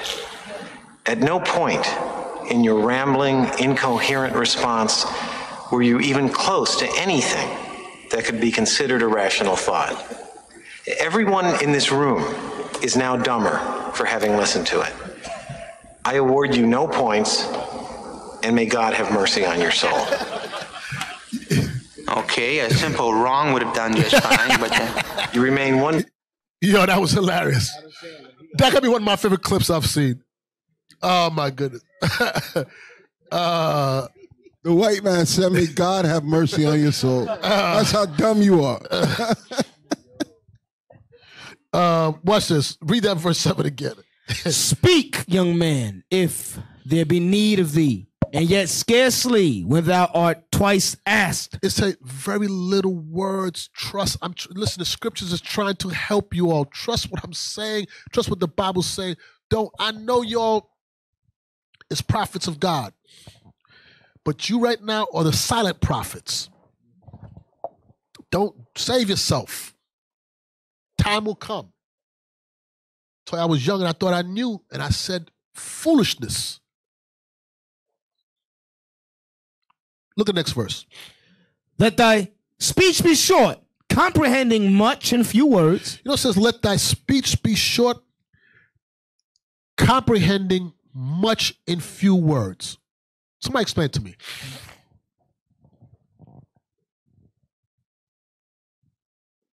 Oh, before you explain it, read the whole verse. Let thy speech be short, comprehending much in few words. Be as one that knoweth, and yet holdeth his tongue. Okay. So put it all together for me. Who wants to explain it?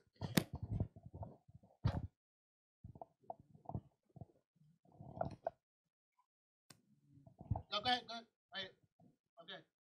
Get to the point. Can you read it one more time? Let thy speech be short, comprehending much in few words.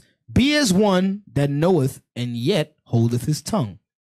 So get to the point as quick as possible, using as little words as possible. And if you got like an analogy or something, throw that away. Just try to get to the point so they understand. You got everything. Yeah, that's pretty good.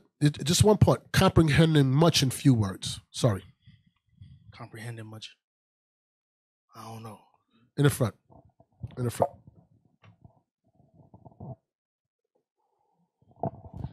Brevity is the soul of wit. Over my head. I don't know what that means. Briefness. In your briefness, right? That's being okay. Yeah. Comprehending much in few words. Very good. Meaning you understand to let your speech. You're smart enough to understand. Let your speech speak short. You comprehend that. Let me help you all again. From this end, when you talk a lot and you keep on trying to explain, be like, okay, there's some deceit in that. You talking to, but let me explain. But we just sit back and be like, okay, I know. No, there's too much talk. There's too much. It don't take too much. We don't need much to be convinced of the truth. It used to be and explain it. I just know. I sit back. I'm like, okay, it's about 4 minutes of talking. I can understand a lot in a little bit of words. So why are you over? What you're doing is you're trying to program me to make me side in a certain direction, opposed to just giving the fact. But a wise young man, he will comprehend much in a few words, meaning he can be concise in his speech, make it clear, and keep quiet. That's why sometimes it's very good with yes or no answers. Let your yays be yays, and your nays be nays, and everything else is what? Why? It's too much talk. Everything else is BS. I did it. See? I caught myself. Class is working on me. The rest is BS. All that other stuff, nobody's buying it. Read on. If thou be among great men, make not thyself equal with them. And when ancient men are in place, use not many words. Right. Don't get too familiar. Don't try to make yourself equal with men that's more senior to you. And there's nothing bad with having men that's over you. And one day you have men under you. But don't make yourself, sometimes brothers make themselves equal and they don't know they're being disrespectful. You don't make yourself equal with your father. You don't, unless your father's, well, stop. Can I? You don't make yourself equal with your father. You don't make yourself equal with the elders. There's a ranking system. There's a reason why God had it set up like that. Don't use many words. Sometimes people get confused because of age. Well, we're in the same age group, so they think, no. Same age, but not spiritually. Separate the two.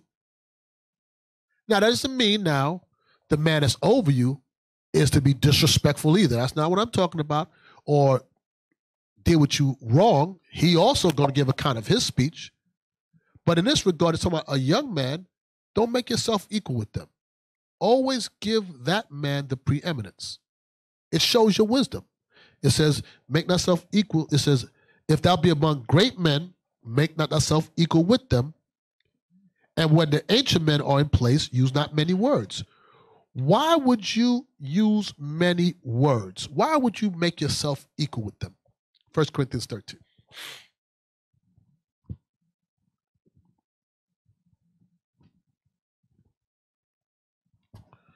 Four.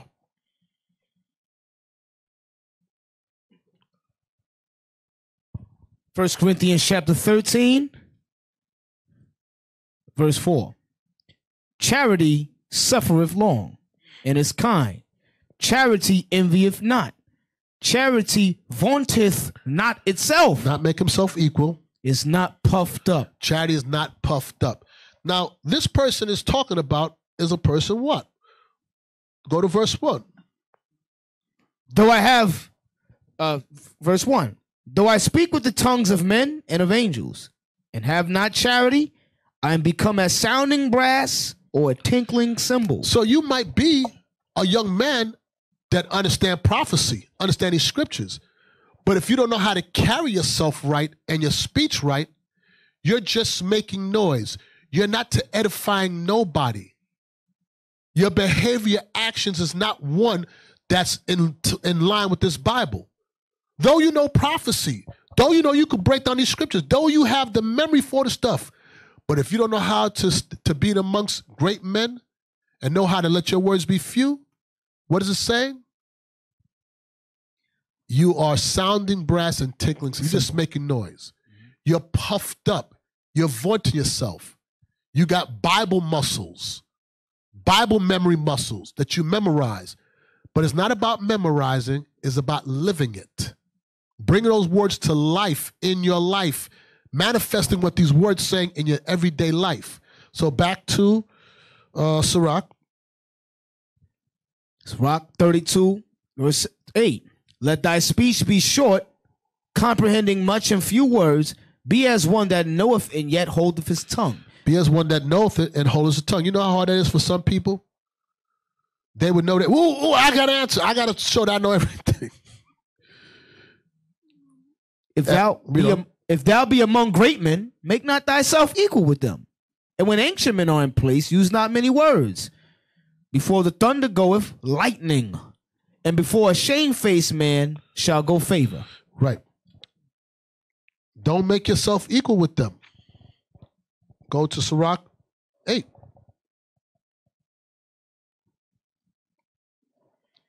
Eight and 8.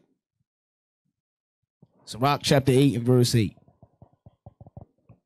Despise not the discourse of the wise, but acquaint thyself with their proverbs. For of them thou shalt learn instruction, and how to serve great men with ease. Watch this real quick. Despise not the discourse of the wise, but acquaint thyself with their proverbs. For of them thou shalt learn instruction on how to serve great men with ease. Listen, to do all that, you have to be quiet. You have to be willing to learn. You're not going to do it if you always got to answer, if you're always talking. Listen. It says, they're what? It says, acquaint thyself with their proverbs, with their wise sayings, what they're going to tell you. Because these men have experience, and these women have experience. I can tell you right now, I can tell you so many things on what not to do. I can save you so much headache in your life. I can tell you how to navigate. I can tell you right now, you'll never be a good leader if you're not a good follower. I can tell you that for a fact. If you don't believe in the order and respect the order, you'll never be a good leader. And you'll never have men under you that'll be good. It'll be one problem. I'm telling you from my experience, I've seen it over the years. I'm not just guessing it. I'm telling you right now, I've never seen a good leader that was not a good follower. Never, not one time have I ever seen it in all my years in this truth. All those leaders that were good, they were good followers. They could follow directions. Watch what it says. Verse 9. Miss not the discourse of the elders, for they also learned of their fathers, and of them thou shalt learn understanding. Right. It says, don't miss the discourse of the elders, for they also learned of their fathers. Here's the next thing. You have the opportunity to sit with some of the senior men, the captains. Don't miss those opportunities. I'm changing the gears a little bit. From my experience, me sitting back from here, looking, whenever I see brothers and the deacons and them, and captains are open up with these scriptures, they talking, and they invite brothers to come around, and I see brothers don't come around, I'm like, something wrong with him. So that's my first, that triggers me. Something's wrong with that spirit. This is an opportunity to glean. That's the reason why you're here for. When I see brothers who've been around for some years and they rolling with the young men, something wrong with them. Something ain't firing off. You go up. The young men seek to the older men. The older men seek to the ancient men. You go up. You don't go backwards. You here 10 years and you roll with brothers been here 2 years. That don't make no sense. For them who's 2 years, it makes sense. But for you, you dumb yourself down. You're not edifying them like that. You need to go get the edification. Now, if you're teaching, that's one. That should say you're not edifying. But if you're rolling with them, that's your little clique. You weird. That's like Michael Jackson with a bunch of kids. What are you with kids for? Who wants to be like, you're trying to get away from kids. You ain't trying to be with kids all the time. Freaking Peter Pan. No, I'm not doing that still. Who does that?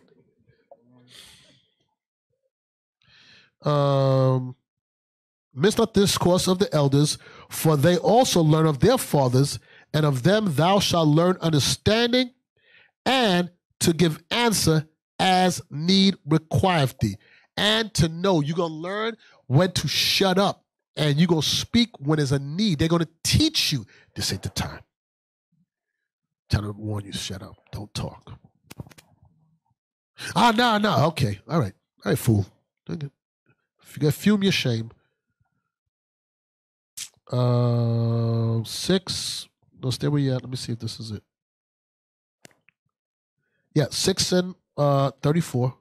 Sirach 6 and 34. No, 32. Yes, sir. My son, if thou wilt, thou shalt be taught. Now watch this. Let's do this. Verse 18, then jump to 32. Yes, sir. Sirach 6 and verse 18. My son, gather instruction from thy youth up, so shalt thou find wisdom till thine own age. Well, my son, gather instruction from thy youth up. For a young man, gather instruction from you. Get these scriptures. Get up under the elders who could teach you. Men have seen you. Gather it up. So shalt thou find wisdom in thine old age. So now, as you become older in age, in spirit, you'll be able to extract all that you learned and now bring it back and share it with the men after you. But if you don't get it, you're not going to have nothing to glean from. That's like having a computer. You got a big computer with all these CPUs or whatever you call inside of it, but you didn't download no software. It's a big piece of metal. It's no use. So go gather all that. So now when you hear, you're like, oh, I can tell you, don't do that. That's not going to work. I can tell you right now I can tell you something right now. If I see a brother, one of you men who sit right here in the front rows, if I come back a year from now and you're sitting off to the corner, away from everybody, not interacting, I'm like, okay, this brother's in sin. Something's going on with him. I learned that because I've seen, and I had elders said, yo, watch that brother. See, he's moving away. Okay, something's wrong with him. That's how I learned. So then I remember that. I'm like, oh, okay, I can identify that right now. We had a brother one time, he got corrected. He didn't like it, and he sat on the ground with his Bible like it was the book of Eli, like he was so spiritual. We was laughing at him because the older brother was whatever. He sat outside. This happened in another city, and he's afterwards correction. He just sat with his Bible like Indian style, like that. And he had his Bible. He was just deep in thought, and he was like, "Oh gosh, you know what he's now? He's smoking weed. He's gone." Nobody felt when he's doing. He's like, he's gone. His mind is gone. He's not reading the Bible. He don't even understand. That word's jumbled in his head right now. But we was able to identify. Somebody see him reading the Bible, they think, oh, he's reading because he's getting. No, Negro. We know. We can read you. These are they that separate themselves, not having the spirit. No matter what you're doing. That you learn that by what? Cleaving to some other men who's more experienced than you can show you how to navigate. So when you lead, you're able to identify those things. All right, let's go. Where we at now? Verse 32. My son, if thou wilt, thou shalt be taught. But you got to shut up. And if thou wilt apply thy mind, thou shalt be prudent. You're gonna be wise if you shut up and listen. That's what it's telling you. Read on. If thou love to hear, thou shalt receive understanding. You can't hear if you're talking. You know? And if thou bow thine ear, thou shalt be wise. You're willing to humble down and listen. Read on. Stand in the multitude of the elders and cleave unto him that is wise. Read on. Be willing to hear every godly discourse. And listen. Read on. And let not the parables of understanding escape thee. Don't let these parables of understanding escape thee. Be willing to listen. Be willing to listen. You want to listen? Guess what's happening? You're preparing. The Lord is preparing your heart. He's preparing your mind. But you got to be willing to listen to get prepared. Watch this. Go to Proverbs 16. 16, 1 and 2. Proverbs chapter 16 and 1. The preparations of the heart of man and the answer of the tongue is from the Lord. It said the preparation of the heart of man and the answer of the tongue is from the Lord. You think that just floats down from heaven? What is the preparation of the hearts of men from? From teachers. They're preparing you. They're trying to tell you. And then once the heart is prepared and the answer of the tongue is from the Lord, then the Lord is going to be in your conversation. That's what's going to come out your mouth. But you have to be prepared. You have to be willing to listen.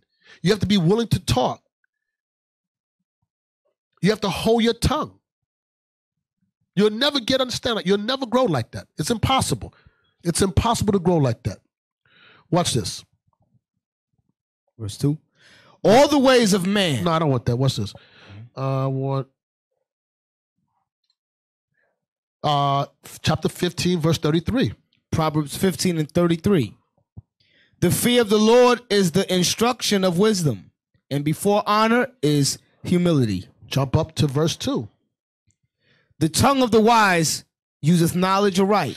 The tongue of the wise will use knowledge aright. But the mouth of fools poureth out foolishness. But the mouth of fools will pour out foolishness. Verse 5. A fool despiseth his father's instruction, but he that regardeth reproof is prudent. But he that regardeth the reproof is prudent.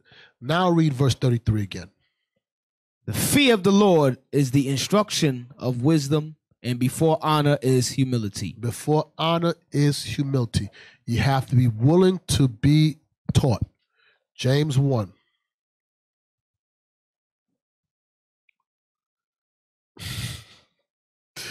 James 1, verse 19. The book of James, chapter 1, verse 19.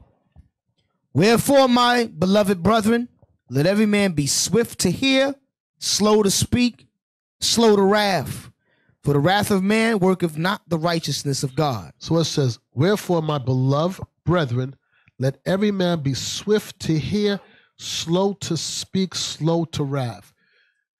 Let every man be swift to hear. Want to hear.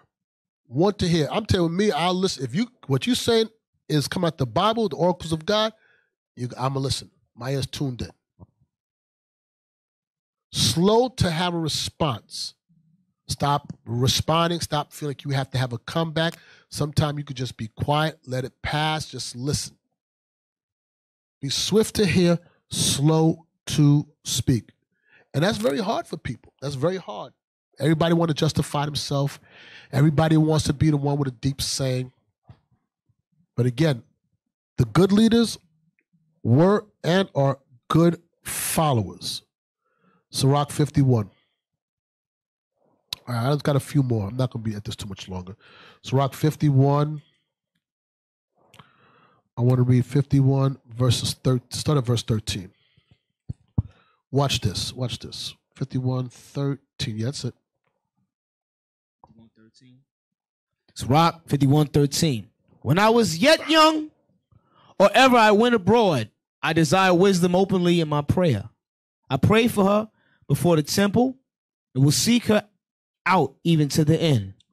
Even from the flower till the grape was ripe, hath my heart delighted in her. My foot went the right way. From my youth up sought I after her.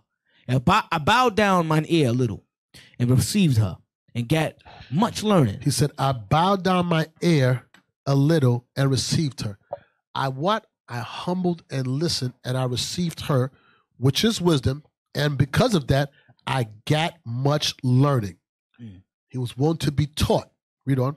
I profited therein. Whoa. And he what? I profited therein. And because he was willing to listen,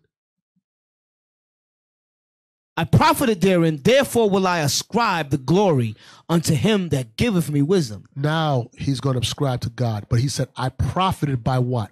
By listening. Bowing my ear down, listening. I wanted wisdom. I went to men. I learned. I increased in my learning. And it was profitable to me. Profitable to listen. Read on. For I purposed to do after her, and earnestly I followed that which is good.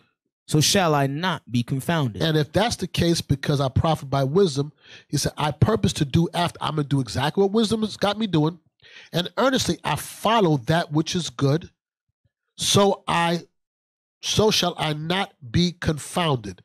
Nobody's going to confound you in these scriptures. Now watch what it says. Read on.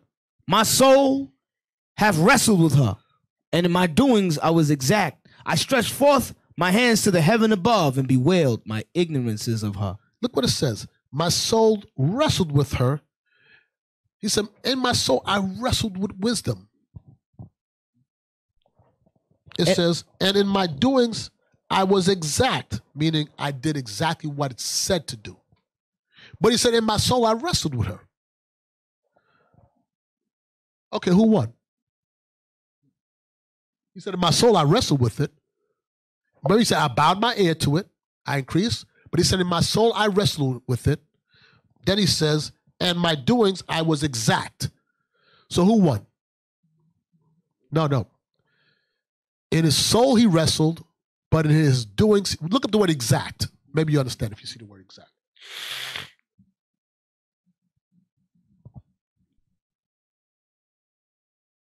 Definition of exact.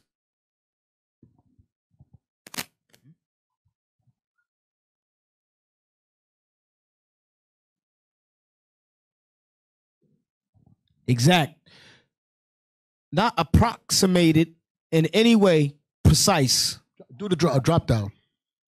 Demand, require.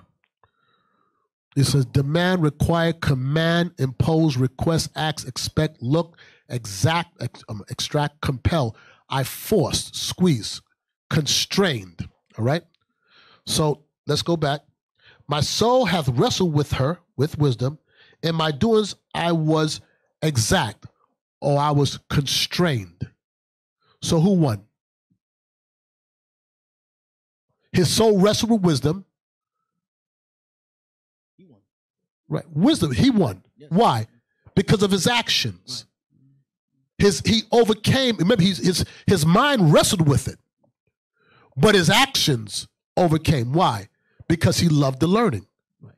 He's willing to. So it's a fight in all of us to do the right thing. To be willing to listen.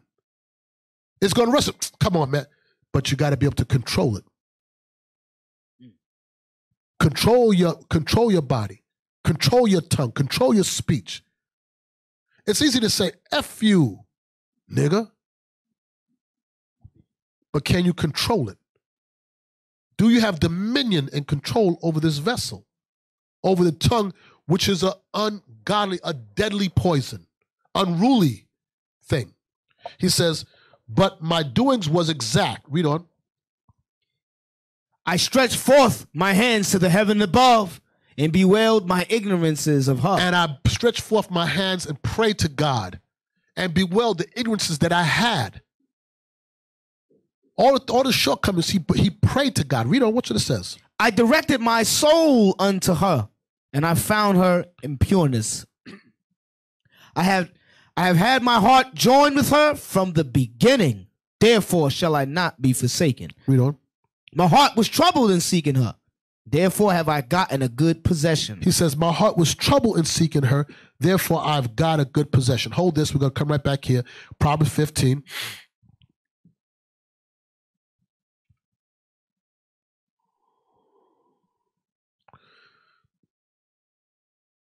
Proverbs 15 and 33.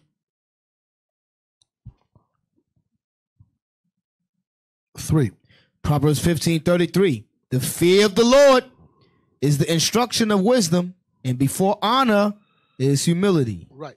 He says, my heart troubled in seeking her. Therefore, I've gotten a good possession. The fear of the Lord is instruction of wisdom, and before honor is humility. He feared God. Because he feared God, it was instruction in wisdom. It instructed him. So let's go back. My heart is troubled in seeking her, but I feared God, and I got what? Honor and humility. It says, my heart was troubled in seeking her, therefore I have gotten a good possession. Because I had a healthy fear of God. Now watch what it says. This is the point I want to get to. The Lord have given me a tongue for my reward. Whoa. Because I won the battle. What was the reward? The Lord have given me a tongue for my reward, and I will praise him therewith. He gave me a tongue to know how to speak, and I'm going to praise him with it because now I got my tongue under control. I got my actions under control. This is the thing we find, is to control this vessel, this body, or speech. Because no one day we're going to give account for our behaviors, for our speech, for what we do in this body. There's going to be a judgment for it. So be mindful what comes out of your mouth. Because if it destroys, no good. If it destroys, there is a judgment. Sirach, one more time, I'll read this again. Sirach 6. Sirach 6, verse 18.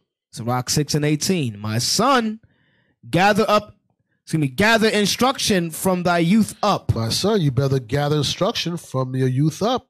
Jump to verse 33. Verse 33. 32. Verse 32, my son, if thou wilt, thou shalt be taught. Listen, I hope you listen. If you will be taught. Read on. And if thou wilt apply thy mind, thou shalt be prudent. And if you apply your mind to what you're being taught, you're going to learn to be wise. You're going to learn how to speak. Read on. If thou love to hear, thou shalt receive understanding. If you love to hear, you're going to receive understanding, but you got to love to hear it. So to love to hear it means you got to love to keep quiet and not talk. Read on. And if thou bow thine ear, thou shalt be wise. And if you will to listen, you're going to be wise. Read on. Stand in the multitude of the elders. And do what? And cleave. No. And I'm going to say something. Stand in the multitude of elders and keep quiet and listen. Listen. Y'all buying into the system. That's why you're here, right? Put in a black shirt, put in a purple, wear fringes, we're trying to keep his laws. Then why not listen? Or you can speak if you want to and eventually condemn yourself by your speech before God.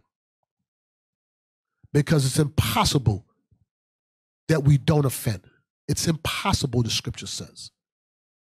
So how much more would it be for a young man without understanding? He will offend more. And there's more judgment behind it. Read on. Stand in the multitude of the elders and cleave unto him that is wise. Be willing to hear every godly discourse, and let not the parables of understanding escape thee. Don't let none of that escape you. Read on. And if thou seest a man of understanding, get thee betimes unto him, and let thy foot wear the steps of his door. Let thy mind be upon the ordinances of the Lord, and meditate continually in his commandments. And if you meditate continually in his commandments, what's going to manifest in your speech and your behavior will be righteousness. It's going to be seared in your mind. You speak what you take into your spirit. You understand it? What you digest daily in your spirit is what's going to manifest in your speech and your behavior. If you're watching porn all day, please don't tell me you think that something righteous is going to come out and manifest out of you. It doesn't work like that. Listen, or you can do it your way and see how it works out for you. Proverbs 20, I got a few more scriptures. Proverbs 25, isn't that rule your own spirit?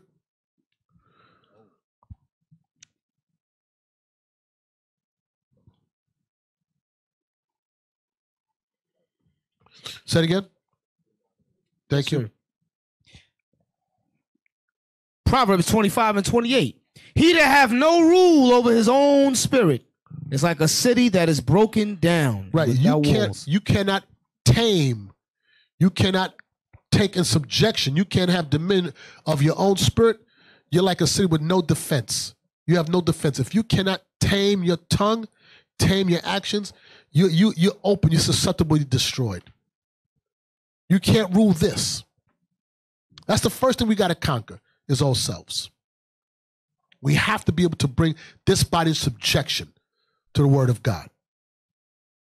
And it begins with our thought process, what we manifest in our speech. You know why? Watch this real quick. Proverbs 18. Watch this. Back to the speech. I'm about to wrap it up. Proverbs 18. Verse 21.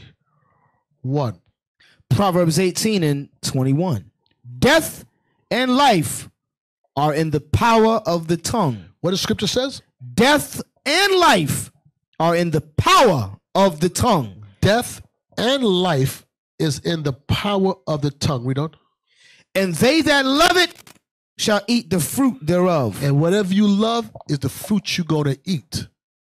If you love death, then you're going to eat the fruit of death. If you love life, you're going to, but it's found where? In the power of the tongue. So what is it trying to tell you? The tongue holds power. It could be used for good or it could be used for evil. But again, every idle word we are going to give account in that day. Proverbs 12. Watch the power of the tongue. Proverbs 12:25. Proverbs 12 and 25. Give me a second. Let me get there with you. Yeah, 12:25. Heaviness in the heart of man maketh it stoop, but a good word maketh it glad. Look what it says. Heaviness in the heart of man maketh it stoop. So the heaviness in the mind of a man will make that man, that's talking about depression. You understand that? But what? The last part? But a good word maketh it glad. But a good word can what? Can reverse that depression. That's a skill. A skill of learning how to heal people with the word of God. It's very easy to destroy. You can find things you wicked, that's simple. But how do you heal that person? How do you help them come back to their former state? How do you make them whole again? Power and life is in the speech, in your tongue. You can destroy or you can heal somebody with that mouth. I would think you would understand healing is far better than destroying. And one more time that verse. Proverbs chapter 12 and verse 25. Heaviness in the heart of man maketh it stoop, but a good word maketh it glad. Watch this. Read verse 18. There is that speaketh like the piercings of a sword. This is what? There is that speaketh like the piercings of a sword. There is that speaketh like the piercing of a sword. Read on. But the tongue of the wise is health. But the what? But the tongue of the wise is health. But the tongue of the wise is health. But some words can pierce and destroy. But the tongue of the wise is going to heal that brother or sister. Real quick, couple more scriptures I want. Psalms 40 and 3. Psalms 40 and 3. And he hath put a new song in my mouth, even praise unto our God. Many shall see it and fear, and shall trust in the Lord. That's Psalms 40 and 3? Psalms 140, I'm sorry.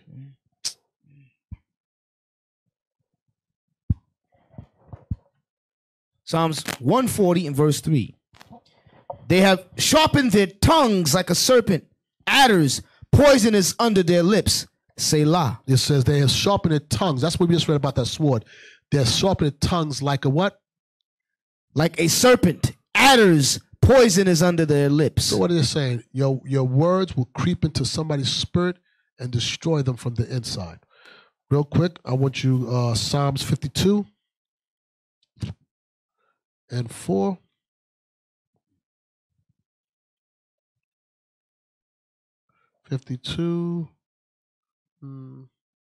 Psalms 52, verse 4. One second. Start with verse 1. Psalms chapter 52, verse 1. Why boastest thou thyself in mischief, O mighty man? The goodness of God endureth continually. The tongue deviseth mischiefs like a sharp razor, working deceitfully. Damn. Read on. What verse is that? That was verse 2. Read on. Thou lovest evil more than good, and lying rather than to speak righteousness. Selah. Thou lovest all devouring words. Thou lovest what? All devouring words. You love words that devour. Those words are sensual, devilish, and they're not of the spirit. It said, thou lovest words that destroy. Read on. O thou deceitful tongue. You deceitful tongue. Because you talk as though you love God. Look what it says next. God shall likewise destroy thee forever. Likewise, the way you like to destroy with your tongue, God said, likewise, I'm going to destroy you also with that speech. Is there more to it? He shall take thee away and pluck thee out of thy dwelling place and root thee out of the land of the living. You know what that Selah. means? You're going to die. Okay, 2 more scriptures. Sirach 37.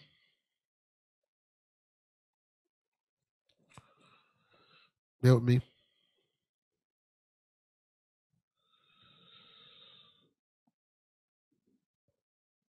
Sirach 37.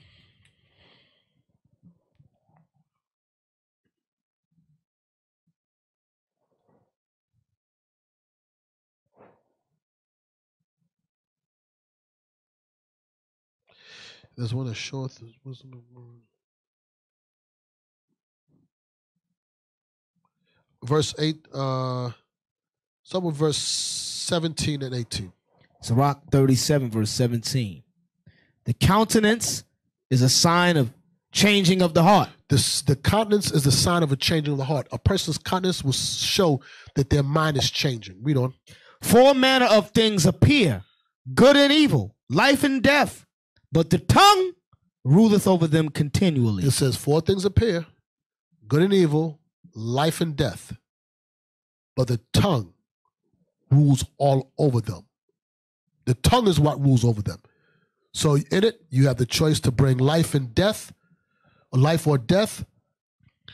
You can heal or you can destroy with the tongue, but know one thing, every idle word, we are going to give account in that day. Hebrews 13, and this is where I'm going to wrap it up at. 13, 17. We always read it.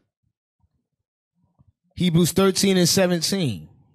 Obey them that have the rule over you. Those elders that have rule, obey them. They're trying to help you. They're trying to help you out. They're trying to save you from you. Read on. And submit yourselves. It says that what? And submit yourselves. You have to be willing to submit yourself. You have to be willing to want to be taught. You have to be willing to want to listen, to learn. Read on. For they watch for your souls, and they that must give account, that they may do it with joy and not with grief. There's 2 things I want out of this. 1, obey them that have rule over you, for they watch for your souls, for they must give account. We're held by God to give account for your souls.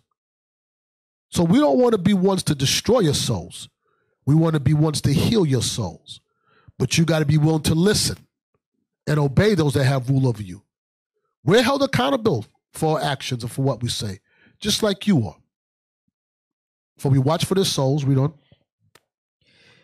That they may give account, that they may do it with joy and not with grief, for that is unprofitable for you. Because we do it with joy and not with grief, because it will be unprofitable to you. It brings no profit to us to see you fall away. We want to be able to give account and say that, you know what, these brothers and sisters, they listen, they understand. We watch how we speak to each other. We'll deal with each other righteously, because we know in that day of judgment, we will not escape if we destroy one of God's little ones, all right? All right, so with that, class, I pray that you'll receive something from it and temper your speech. And I'm going to work on mine.